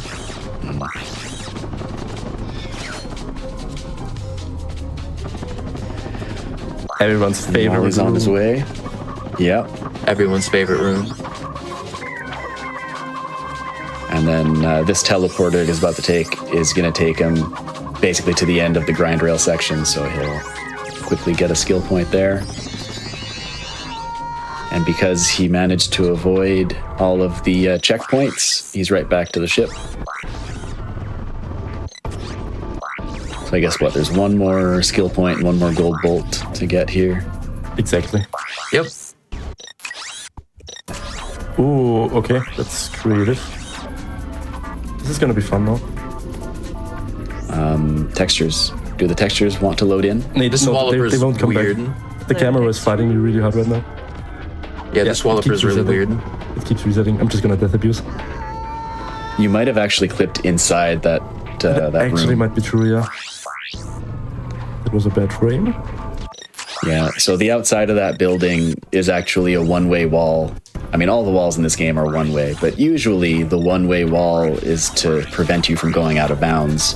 But if you're out of bounds, you can go back in. In this case, it just puts you in jail.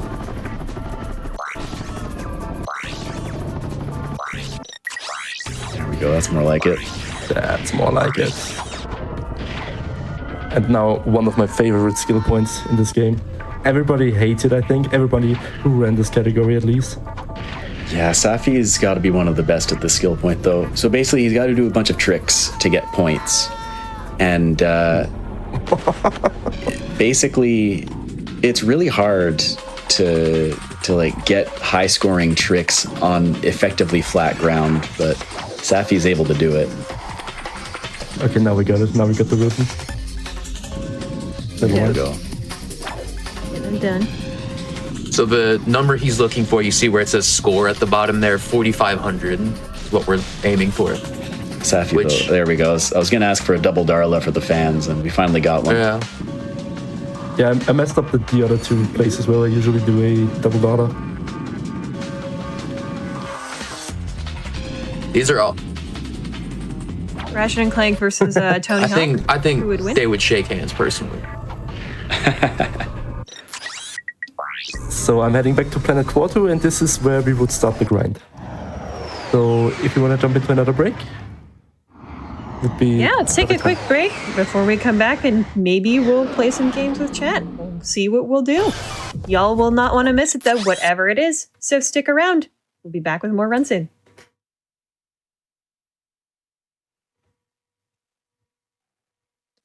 Welcome back, everybody, to Creature Corner, the GDQ Hotfix show about non-human protagonists and player character speedruns. And we are back with more Ratchet and Clank all check marks. Get your listening ears ready. We have something special for you, chat, and you get to participate. We ready to restart? I'm ready to restart. Are you counting me down again? Absolutely. Let's do it. 3, 2, 1, go. Okay, so first of all, we just have to get over to the arena so we can actually start the grind. What we have to make sure is that we always kill an enemy before actually starting the Clank fight. And for whatever reason, if we throw a couple of bombs as Giant Clank during the fight, and then exit and death abuse again, the game just gives us like 7,000 to 8,000 bolts on each round. And we are going to do that until we have 295,000. As you can see, we have 12,000 right now. So we will be here for like 35 minutes. Yep, you heard Safi right, chat. And it's always a nice, cozy 35 minutes. Yeah, I was saying this Enjoy the view. during one of the intermissions earlier, but it's kind of nice. You know, you played hour and 30 minutes or so of very fast, very input-intensive gameplay, and then just got a 35-minute break to chill after.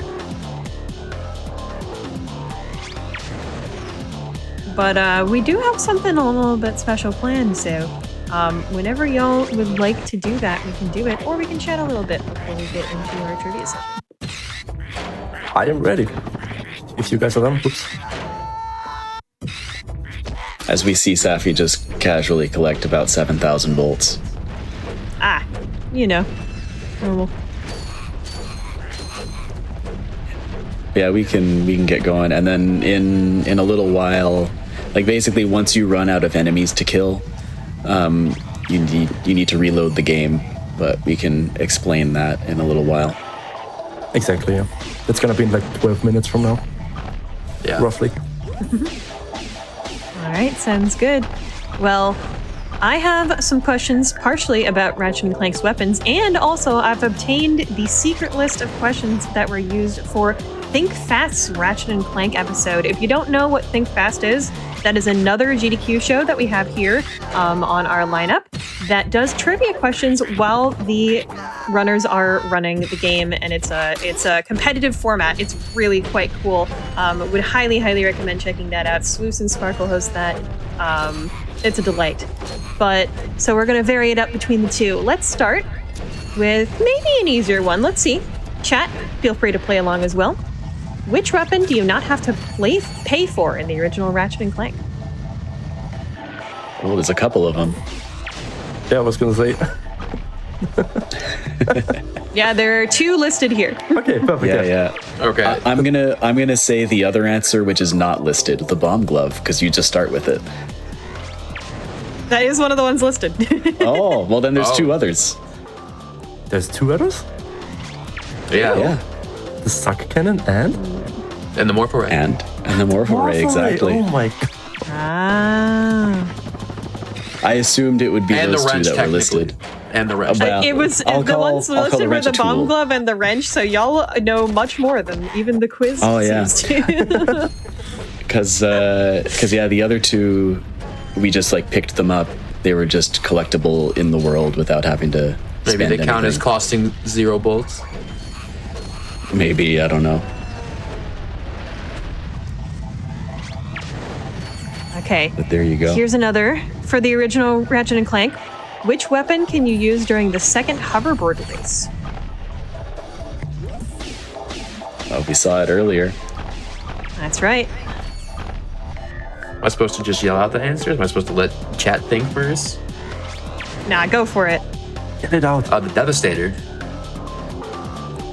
That's right. I don't think it ever explicitly says it's the Devastator, but it's the Devastator.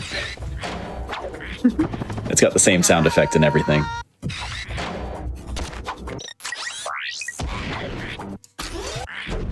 All right, let's branch out into other entries in the series, see if y'all know a little bit. In Going Commando, how many weapons does the tank bot have? The tank bot. Ooh. I'm gonna say 3. Because there's kind of like the machine gun style. There's the more like charge up bomb style, and I'm gonna count the tank bot itself blowing up as a separate weapon. It's the exact answer I was going to give. Do they count that? Wow. Yep, that's right. 3 Amazing. cannon, machine gun, and Beautiful. self-detonation. So perfect answer. Well done. Y'all are 3 for 3 so far. Let's see what's next. I'm gonna, sorry, just really quickly, I'm gonna call out Yugi here in chat. Because he is running the category right now, he should know this. But like, he was running 100% not too long ago. He should know that. Yeah. Shout outs to We're all 24/7 learning, Yu-Gi-Oh! it's Though. 24/7 Yu-Gi-Oh! Is like pound for pound maybe the greatest Ratchet speedrunner in the community. So many records across so many games. So many just record like, oh my sweeps gosh. as well. Yeah, I don't know if they still do, but for a little while they had the full PS3 sweep. Every single mainboard category of every PS3 Ratchet game, plus some others as well, like plus Size Matters on PSP, plus something else, plus the Going Mobile records. So yeah, big shout outs to Yugi. We love the community shoutouts. Always huge. And by the way, while we're on the subject, before we get back to our questions, if chat is watching this and wants to get involved with Ratchet and Clank speedrunning, I know that I would. How can they do that? Marathon Man? I would say by joining the community Discord. There's plenty of people in there. Everyone is very friendly and very open to helping and instructing people. Especially in the past few years, there's been lots of guides being made for all the different categories, and definitely a great group of people. And even if you don't want to speedrun, if you just have a question about some of the movement tech for your challenge or casual playthroughs, people are always happy to answer any question you might have. For sure. And if you don't mind the shameless plug too much, just today, like right before getting on commentary, I just uploaded a guide, like a beginner guide for Rack 1 any percent on PS2, which is slightly different than what you would find on PS3. And like 90% of the stuff I go over is like common to all of the versions of this game. But I wouldn't have done that if it wasn't for someone basically asking me like, oh, I want to try running this game on PS2 and they're looking for a bit of help. And I'm like, well, let me just do the video, right? And I'm not the only one. There's plenty of people who are more than happy to write up a little guide or just shoot you some messages on Discord to help you out with whatever you're struggling with or whatever you're asking about. I did my New Game Plus guide for this game a few years ago that actually Safi helped me proofread. I'm washed.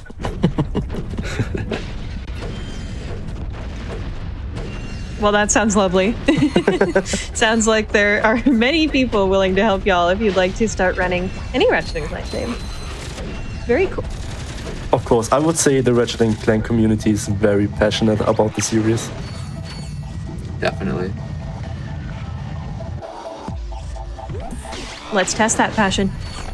Oh no. Question for Up Your Arsenal. What upgrade do the Agents of Doom gain when they reach level 2? Maybe a bit of a tougher one. Level 2? There's like two possibilities here. Because at one point, they gain like little guns, like little rocket launchers to shoot I want to enemies say with. that's level 2.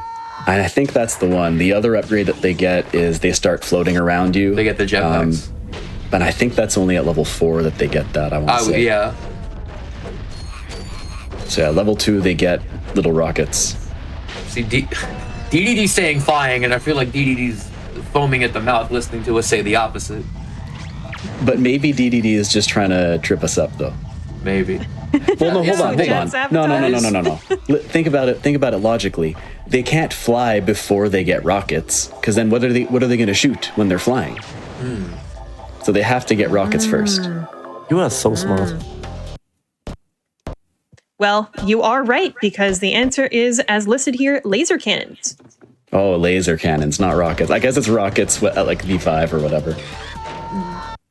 Close. I'll give y'all a half point. Yeah. All collectible. Yeah, DDD is another very, very good runner of Ouya. Ouya is actually his middle name. His name is King Ouya DDD.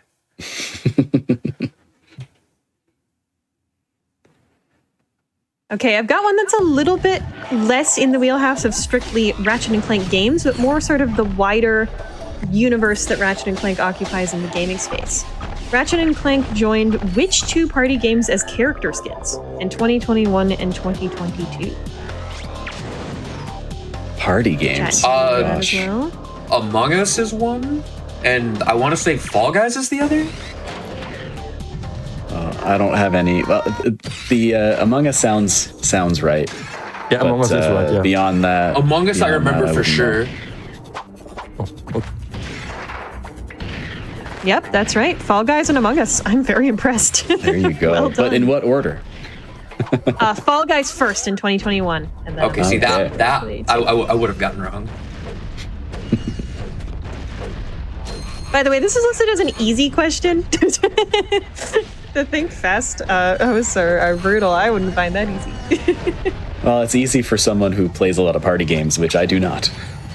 Fair enough. I don't either, so I suppose that's why I'd find it difficult. No shade, though. Those are fun ones. I've actually played a fair amount of Among Us. That's a good game. Big fan. All right, Manto let's go in chat even is talking further. about Super Bomberman as well. Apparently has a Ratchet skin. Well, that's cool. I wouldn't know. Very nice. All right, let's see. Let's go even further out. And this is just kind of a general question we can have fun with here and in the chat. What are the 5 best-selling games on the PlayStation 3, specifically? The console we're playing? PlayStation 3. Oh, gosh. Okay. Do we have to go... No pressure. Do we have to go in order, or can we just start naming stuff? I hope not. Just start naming stuff. Let's have fun with it. Grand Theft Auto 5. That's just PS3? That's the first one. Yep. Makes sense. Yeah. Yep, well done. Last of Us. That's right. That's the 4th bestseller. Oh my god. Wow. Well done. I'm wondering if God of War 3 is on there. It might not be. Not quite, although good shout. That's a very cool series. I'm gonna guess Black Ops 2? Oh, I like that guess, but it's not there. Okay.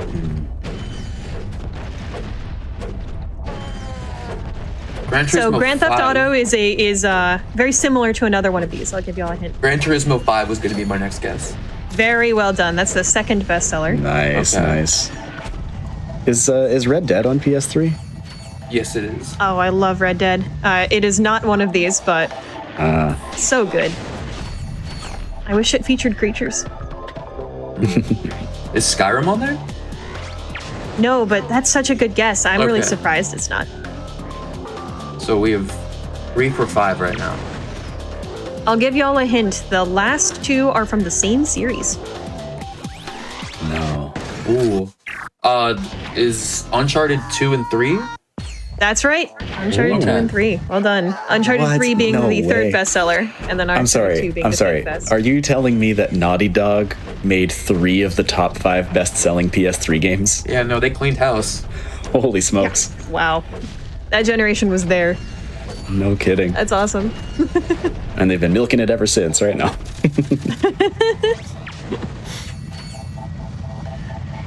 Oh, fair play. Wow. I don't know that I would have guessed those ones. Yeah, good cause. I wouldn't have gotten a single one, probably. Me neither. I'm lucky I'm reading the document.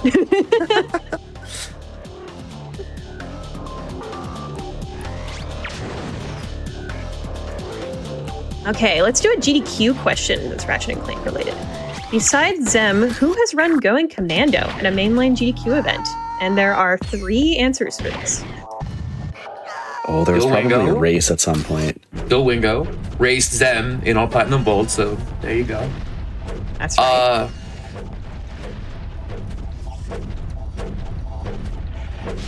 Gosh, Who else? I don't know. Oh, Skits.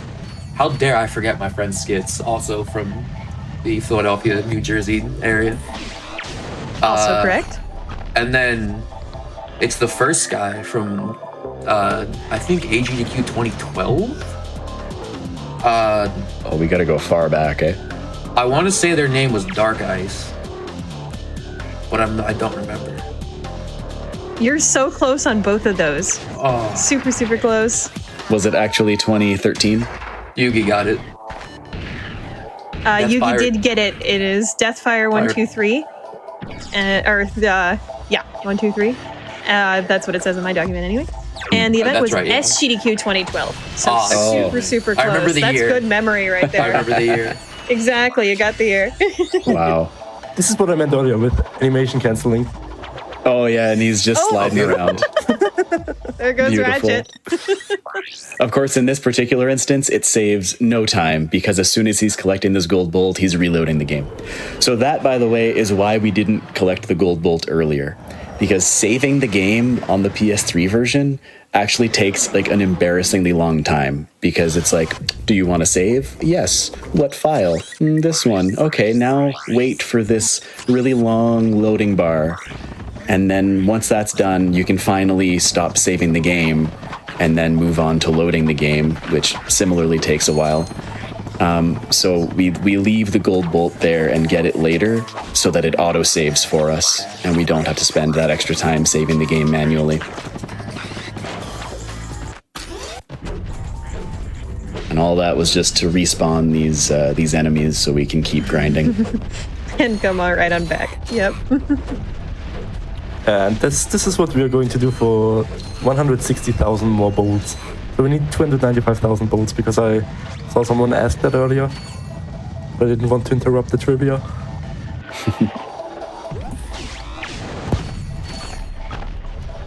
All right, I'm reading out this one because I'm just amazed that it even exists.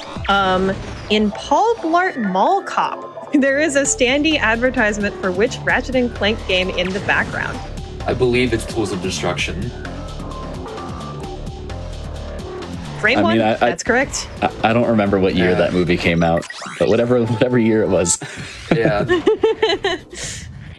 I just would never have guessed. That's why did- wild. Yeah, there's a Marathon Man, couple. why did you know that so fast? That's been pointed out a couple times to me. I forget what other games are featured in there. I think there's like maybe a Jack 3 poster, or maybe that might be a different movie. I don't know. All right, back to weapons for a little bit. And up your arsenal. How many gun barrels does a mega turret have? 2. The Mega Turret has 2, yeah. The Mini Turret has 1. Exactly. Correct. And this has changed from Going Commando, where the mega turret only had 1. Hope that didn't trip you up, chat. True, I forgot about that.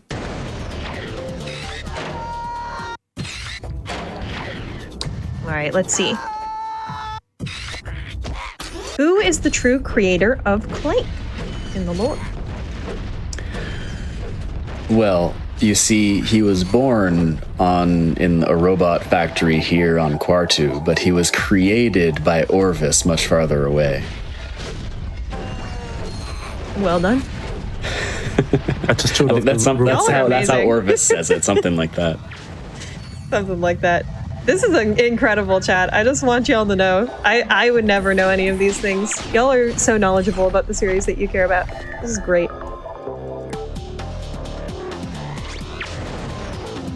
Okay.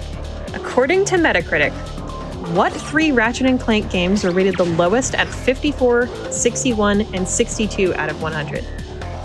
Lowest. I mean, it's got to be Secret Agent Clank, right? I mean, my off the top of my head, I'm thinking Secret Agent Clank, I'm thinking All for One, and I'm thinking Full Frontal Assault. I don't know if they're including like the mobile games, but even if they are, I think those were probably rated a little better.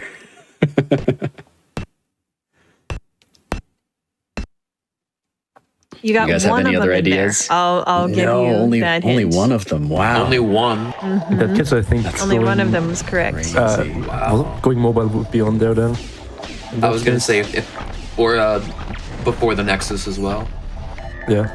You've added another before the Nexus is correct. That's the lowest Yeah, so rated one. if you include the mobile games, then before the Nexus for sure.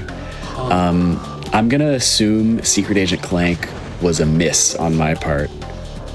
No, that's actually the one you got right. Is that the 61. one? Okay. I'm surprised. What's the final? Oh, you know what? so- hold on. It might be Quest for Booty, because that's actually a really good game, but it got bad reviews for being short, which kind of misses the point because Yeah, it was a like DLC game. it's supposed to be a cheaper game that doesn't take that long to beat, and then everyone just gave it bad reviews for being short. Well, I like your reasoning, but actually, Dang. I'm gonna say no, because blank doesn't matter. Actually, Size matters am I was going to calling be you for? was going to Yeah. be my guess. it's size What? matters on the PS2. 62 out of 100. Oh, okay. So, like, because the Oh. PSP version, like the original version of Size Matters, I Yeah. thought was reviewed like just fine. But you're right, though, that the PS2 port had a lot of bugs that just made it kind of crappy to play. So that makes sense. Size matters What on we've learned is PS2. PS3. Thumbs up. Thumbs up. Size matters on PS2 was the first game I ever pre-ordered. Oh, you poor thing. or Yeah. I didn't pre-order this one, but I actually bought All for One at full price, and it was a terrible mistake. I did the same actually. But at least I had a friend to play with. So it was I less didn't even painful. have that. We just shared But the pain. on the same day that I got All for One at full price, I also picked up a used copy for super cheap of the God of War collection, which I had never played God of War before, and that was my introduction to it, and it was amazing. So, in all, it wasn't a bad haul. balance, as Yeah. all things must be, you know.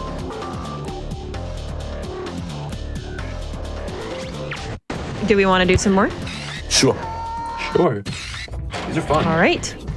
Yeah, I mean, first of all, I just want to shout out real quick Swoos and Sparkle, who make these pretty much every other week for their Think Fast show. If y'all want to check that out, that is another GDQ Hotfix show where they always have 2 runners on of the same game, same category, and then they ask them trivia questions during the run, and the one who gets more right gets time taken off of their final time as compared to the other person. So, Oh, that's so cool. It's really, really Yeah. fun. I got to participate once. It's just a joy of a show. I love the so idea. highly recommend that. Yeah, it's really special. We have a lot of wonderful, wonderful hotfix shows, by the way. If you'd like to just see all of the stuff that we have on offer, there is a way to do that. You can see all of our upcoming shows as well, and all that at gdq.gg/hotfix. That tells you about all the shows and also the schedule that's upcoming. So highly recommend checking that out in chat if you'd like. But another question. Before the first Ratchet and Clank game, what 4 games did Insomniac Games develop? In this order, Oh, Disruptor, too easy. Spyro the Dragon, Spyro 2 Ripto's Rage, and Spyro Year of the Dragon. I agree. Yes, 100%. Well done. Oh. Yep, that was apparently a gimme for y'all. Very well done. And In that order. and I think Marathon Man, I believe you're correct that it's not called Spyro 3. There's no 3 in the title. It's just Spyro Year of the Dragon, right? Yes. That's correct. We did have Spyro on this show not too long ago, so it is it's fun going through the PlayStation classics. Oh yeah, Spyro has so many great speed runs, like so many great categories, so many great speed games. Absolutely. It features a very iconic creature. Now, I will say I'm young enough that my first exposure to Spyro was actually through what are they called? The little Through Toys to Life. Skylanders? Yep. Skylanders, yep. Through Skylanders instead of the actual Spyro games, but now I know them as they are. I'm old enough to say They're that my wonderful. first exposure to Spyro was actually Spyro the Dragon for the PlayStation 1. That was my first ever video game, in fact, that I owned. Nice. Oh, wow. Oh, wow. Nice. Well, that's a good I'm one. definitely old enough for that to be the case. I never had a PS1. My first my first non-handheld was a PS2, so. Yeah, Spyro 3 was one of the first games I ever played.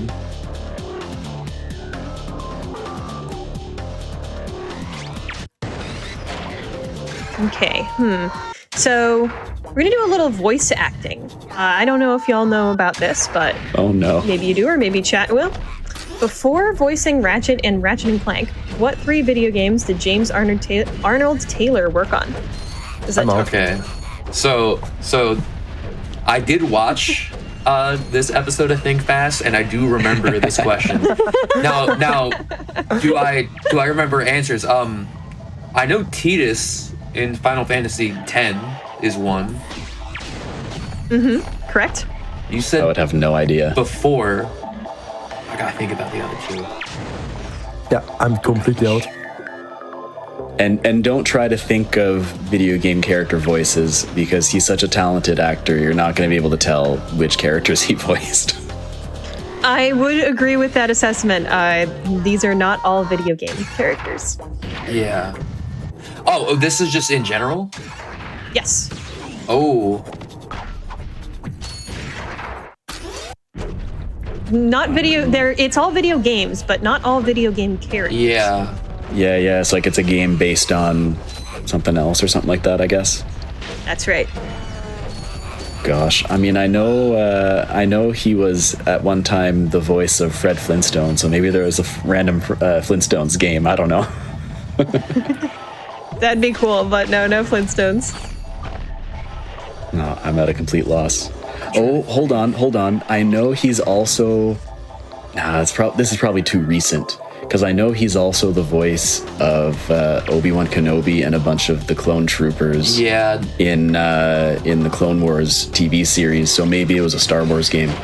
That I want to say came after. But that's probably too recent. Yeah. Yeah. Yeah, a little too recent. I love the answer though. Big shout out to Clone Wars. I think we're stumped on this one. I'm trying to All think. right, sounds Is he in one of the Spider-Man games? Spider-Man. Nope. At least not before Ratchet and Clank. I'm trying to.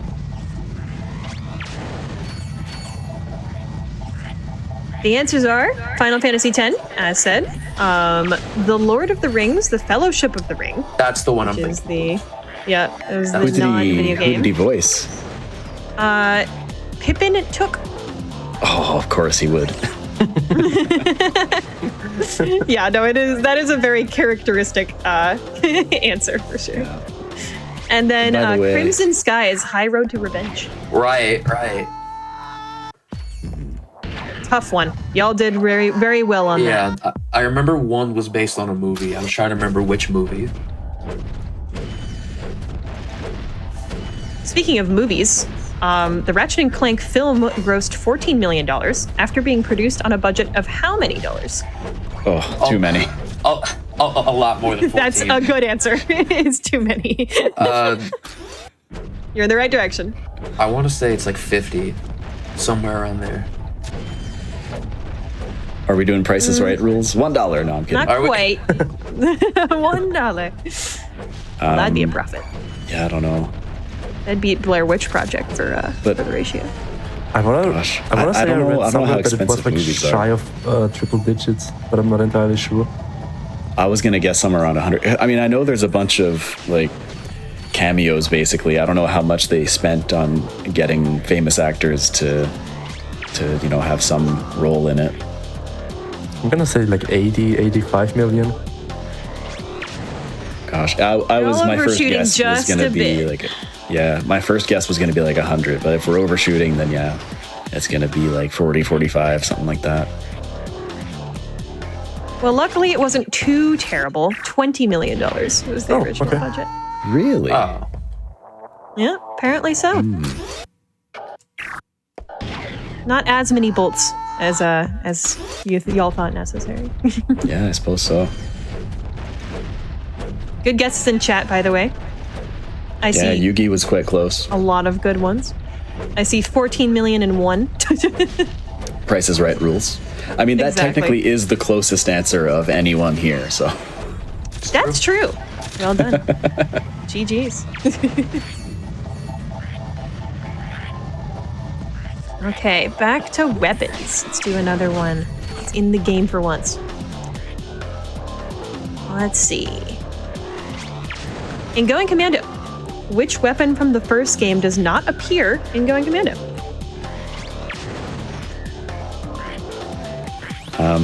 I mean, there's a lot of them. Again, I don't know. I was gonna say, is this a I thought it was going to be multiple choice. Yeah. Yeah. Well, feel free. List them. Well, the ones that are there are the Visibomb gun, the bomb glove, the Tesla claw, the decoy glove, and what am I missing? I think it's just Waterfall. and the wall. The Walloper. The Walloper. That's right. The one that's listed here is actually not one that y'all have stated. So try to get that. Yeah. Well, those are the 5 that Those are the 5 that are in Ratchet. that are 2. Oh, that definitely in the are game. back. Ah, yes. yeah. Listening comprehension. I can do that. Yes. The ones that aren't then Devastator. the Pyrocitor, the Blaster, the Glove of Doom, the Mind Glove, the Taunter, the Suck Cannon, the Devastator, the Drone Morpho Ray. Device, and the Morpho Ray. And then we're missing one. And then the Rhino, Yeah, exactly. Yeah. Of course, the Rhino. Yeah. because there's the Rhino 2 and Ratchet 2. Yeah. I think we just named all the Rack 1 weapons at this Yeah. point. So Well, very well done. This quiz only lists the Devastator, so I think I will send y'all over to the creator of this quiz to help them proofread and a little bit. can we by the way just have a moment of silence for the Rack 1 weapons that ended up in Rack 2 that got completely nerfed? A moment of silence for the Visibomb gun Yeah. and the Walloper and the Tesla claw. And strangely enough, the bomb glove is actually really good in Rack 2. In NG+, like the Really upgraded good. bomb glove in NG+, is unironically really good. But yeah, the rest are kind of trash, to be honest. Chat, you can contribute to this moment of silence by typing 2 in the chat. We're going to count up.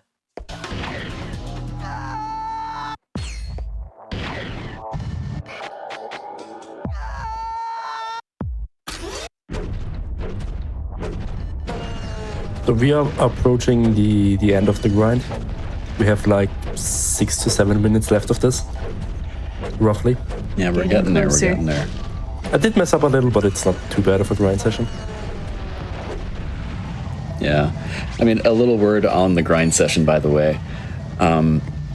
Yes, you're just doing the same thing over and over again, and like, it's not difficult, but just like any other part of the run, you can lose time.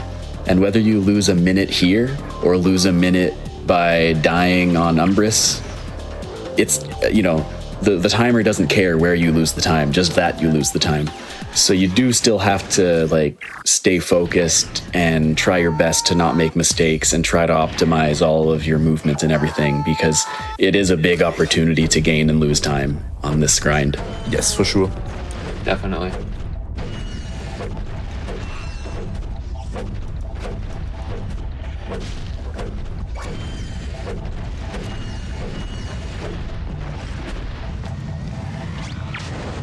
So, do we have any more quiz questions? Absolutely. Just wanted to make sure y'all were down for more. All right. Always. Let's do a little freebie so that we can talk about it a little bit. Which month is the most common release month for Ratchet and Clank games? I mean, it's either October or November, right? November is, I know Is it November? the first 3 are all November. It's probably just that. Deadlocked, Yep, that's correct. Okay. Deadlocked, my fun fact contribution is October 25th, 2005. We have a Ratchet Deadlocked runner named Matthias who was born on October 25th, 2005. Oh, well, there you go. Nice. Very good. That's why we're having this show today. This is the original Ratchet and Clank anniversary celebration. It came out on November 6th, which it is in many parts of the world right now. It is now where I live. Yep, same. Not quite for me yet, but soon. It's all, not just the 6th of November for me, it's also 6 a.m. right now, by the way. I do want to appreciate you real quick for that, by the way. Just thank you for being willing to come onto the show, even though it is such a tough time for you. No, thanks for having me. It's super appreciate it. No, for real. We so appreciate all of our international runners who come onto the show. Another shameless plug for another Hotfix show. This one actually started much more recently. Fast Travel shows off international runners. So if you'd like to see, what the places in the world besides the US have to offer, and all the runners from those places, that's what Fast Travel does. So chat, if you are not from the US, there is specifically a home for you here at GDQ Hotfix. So feel free to apply for that. It's a very cool program put on by Nick RP Green. Good stuff. Nice.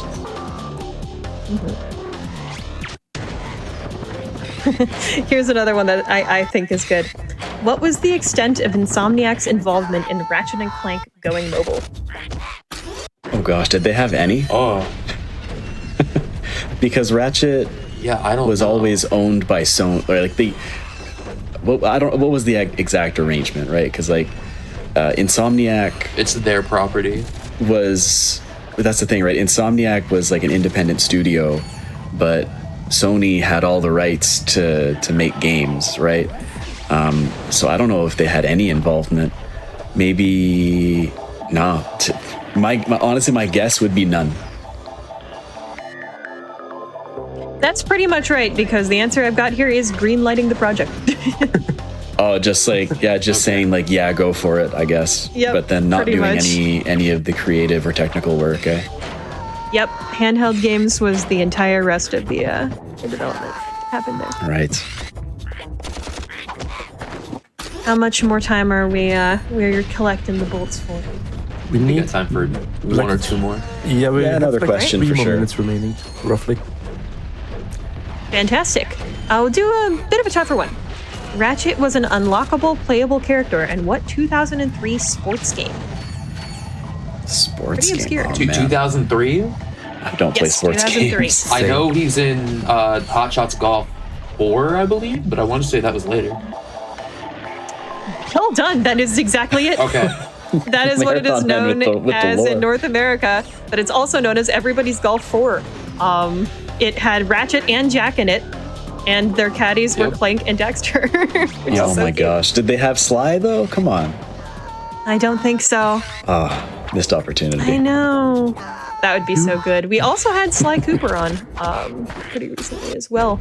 You guys are Love the killing it. PlayStation classics. Some more great speeding. I mean, Marathon Man is just pulling knowledge out of I don't know where. Yeah. I know, thin air. This is incredible, honestly. Also, chat too. Lots and lots of Hot Shots Golf answers in chat. Yeah, I guess Very so. Yep. impressed. Shout Very, out to very chat. You are impressed. awesome, chat. No. Let's Maybe go time chat. for one more quick question. One and more then quick we're probably one. going to be finishing the grind. We have one more Yeah. round after this, so All right. we have like a minute and a half left. Okay. Sounds good. A trailer for Going Commando features a music track that was unused in the final game. Where yeah. would this track have been played? In the weapons factory on planet Todano. what is it? Todano? It's Yep, that's correct. How do you all know this stuff? Well, you wanna see, know a what's couple the years worst ago. You want to know what's the worst part? Oh, I know. It's the best track in the whole game. It's literally the best track, and it didn't make it in.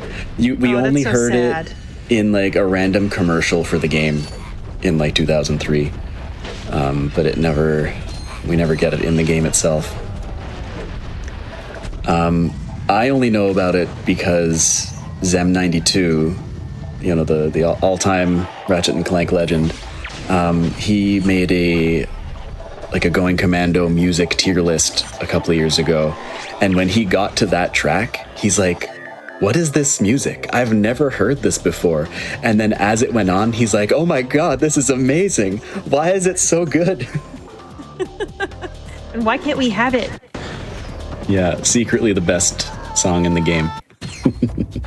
Okay, Release we are ripping out the grind the now. Todano weapons facility track, please. Yeah. Well, the grind is over. The grind is officially Yay! over. We've got our did it, chat. almost 300,000 bolts, a few more than we need, but that's all right.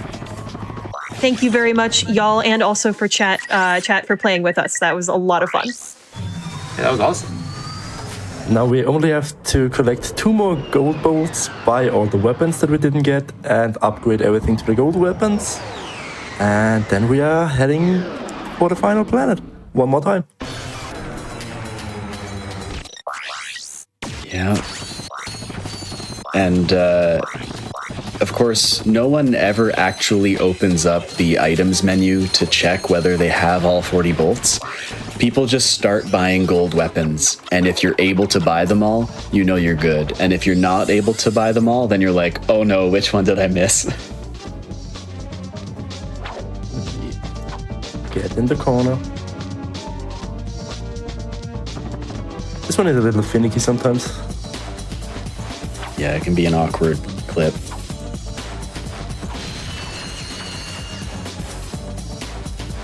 Yeah, it was the boxes. Just gonna blame it on the Maybe. crates. Ooh, we missed.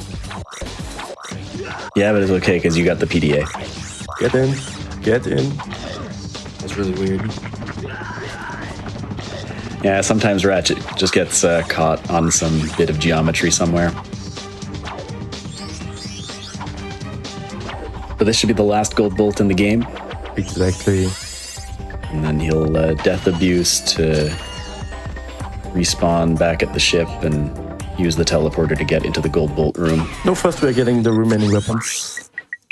Of course, We buy you do everything. need to buy the regular weapons before Exactly. being able to buy the gold version of them. Exactly, so we buy basically everything but the drone device from the Gadgeton vendor. And now we just get this lovely sound And and now this we count animation. to 10 one last time. Yeah.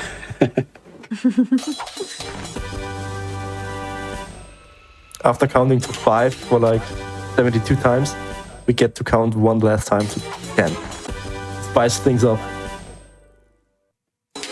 I don't know if I can count that high. I trust you. That you can do it. Whoops.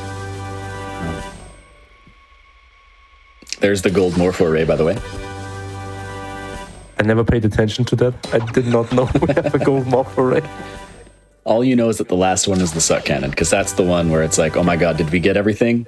We got did. all gold weapons, so we have all gold boats. Did we get all the skill points? One less check to make.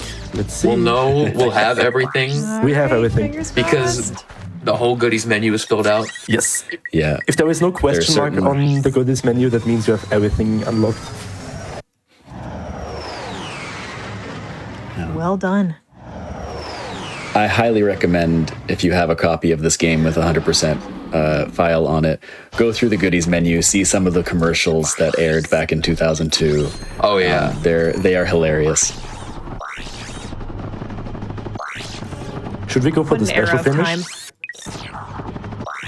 Do it. Ooh, don't. Okay. The long jump SIs were too good. You overshot it. Yeah.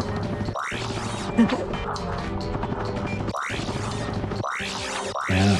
I guess we didn't really talk about the boss fight a whole lot in the in NG or in the new game portion.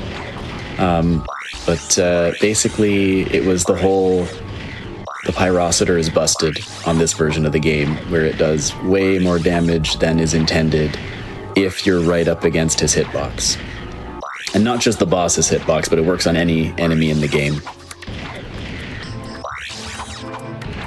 Yeah, especially on the golden Pyrocitor that we just bought, you will see that we just melt through his health bar. Oh my gosh, yeah.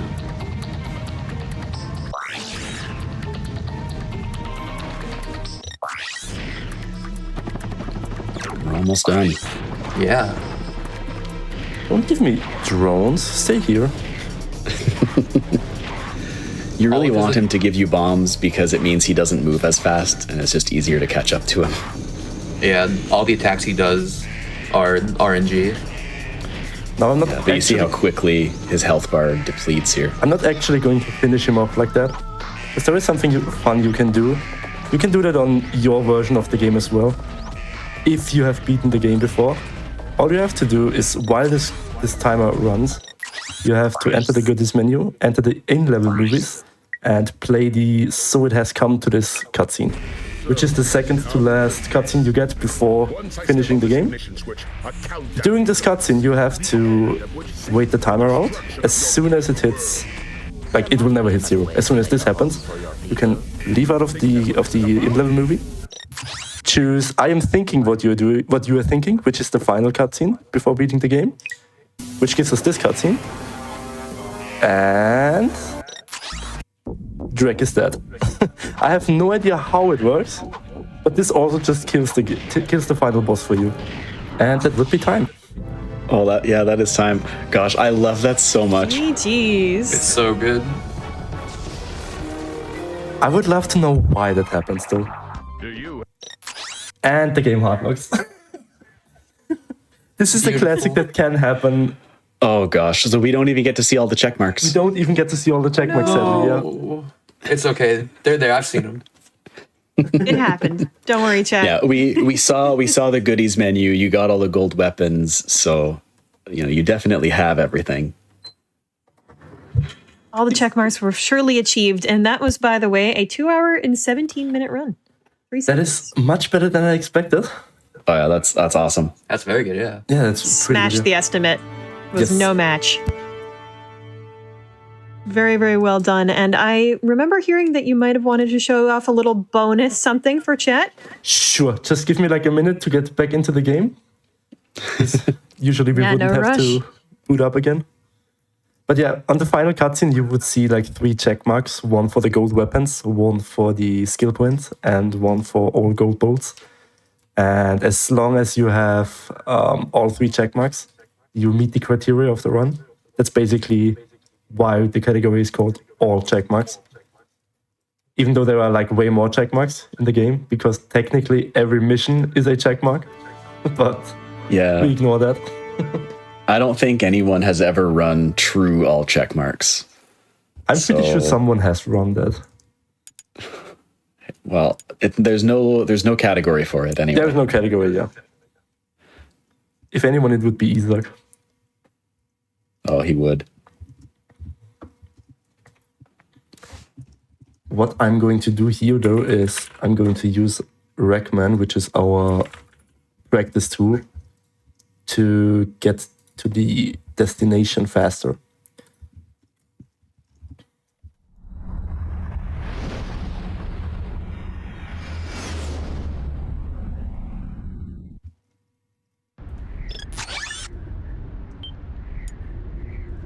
So yeah, shows that we are on Novalis too. Because this is the last planet we've been to before beating the game. Right. Yeah. Even though the game says it auto saves when you change planets, it somehow doesn't remember what planet you're on. Like it doesn't change that, so it still has you on Novalis for some reason. It's really weird. Only on the PS3. PS2 doesn't do that. They get to crash again. It crashed again. Oh No! More like Ratchet and Crash. Yeah. I mean, I don't know if we want to give this another try. I'm down. Yeah. We definitely have time. A, you smash that estimate, and B, we've still got plenty of time. It's the end of the night. If we want to try to get something going, we can. I'm seeing from one of us crash it and blank. Crash mentioned. Chat also. It's a different series. Different series. Equally legendary series, but yeah. Definitely.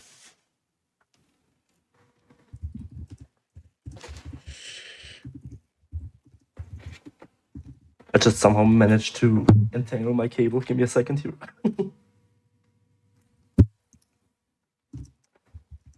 Oh, by the way, I think the final count on the shoot things out of the sky skill points was 9.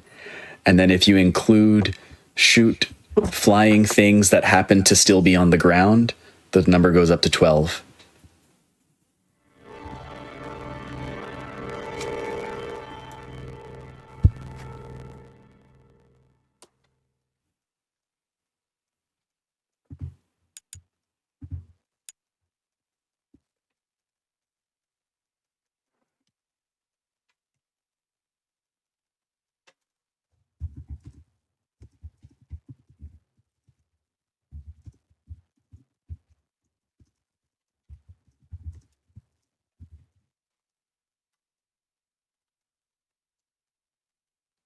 How are we doing? So fun little thing, I cannot hear you right now. Oh. Uh-oh. I think my headphones broke. Oh no! The tech has been... Oh, the run ended and they just said, well... I hope he didn't like run over his headphone cables with his chair. I don't know. All right, well, we'll just let Safi do his thing and we'll see what happens. Surely the game couldn't crash a third time. Surely. it would never. It would never. Oh, and apparently we got some audio problems as well, according to chat. Well, at least you can hear me, I guess. what a night. Exactly. I swear these are actually really well-made games, and this doesn't usually happen. Oh yeah, good idea, Safi. Just don't bother with Rackman. Just go there normally.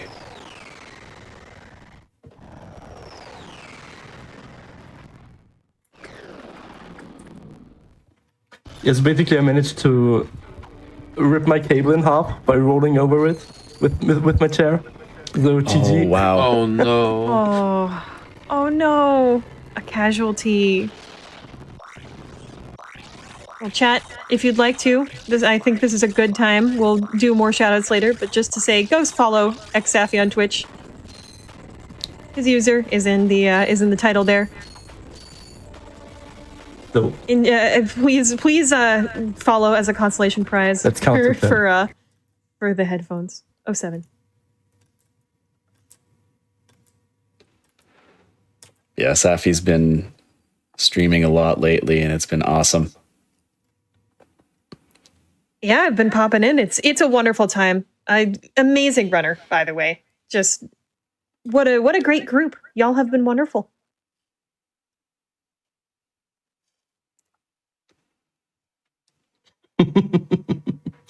Best Easter egg. I don't know how this made it into the game. Insomniac just being silly. Insomniac moment.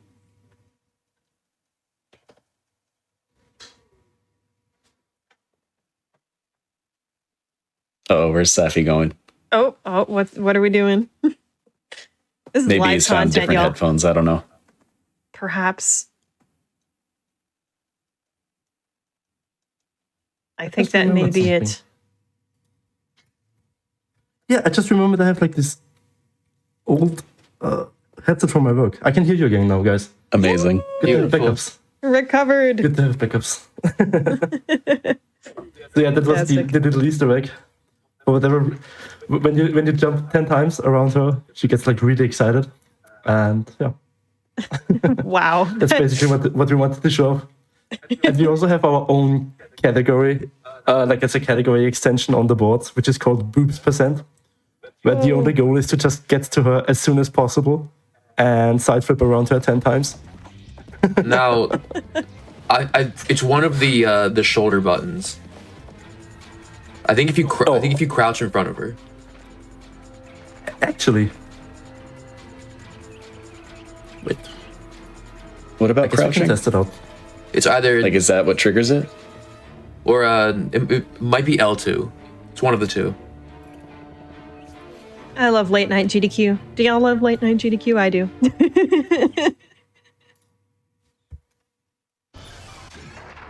Okay, it doesn't crash again. Nice.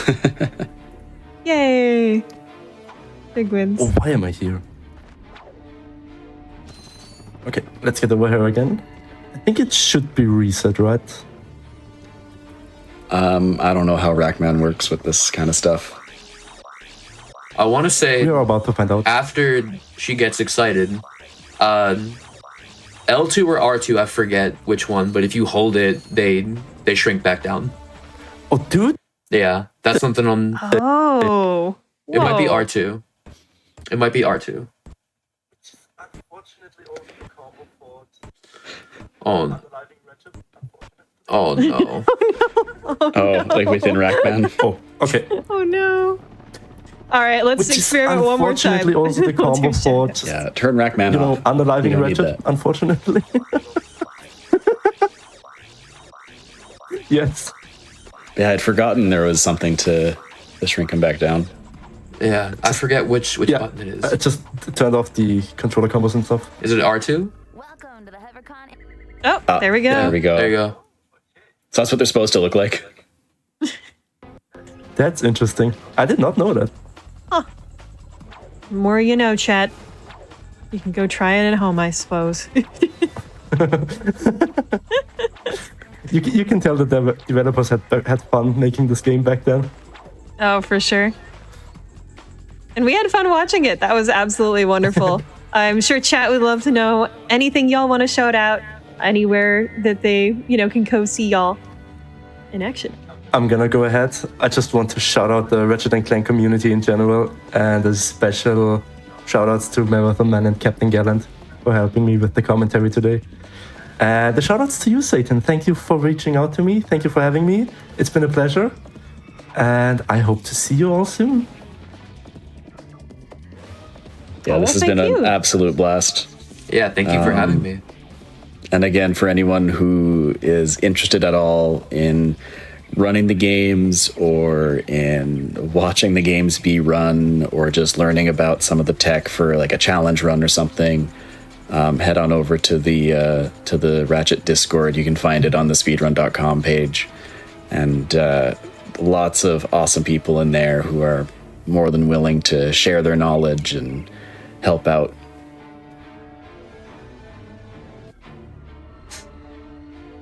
Absolutely. Exactly, yeah, This was a great showcase. Continue. No, I was gonna say it doesn't even have to be something speedrun related. Even if you want to learn stuff, just test out something, or have any questions related to Ratchet and Clank in general, people are always happy to help in the Discord.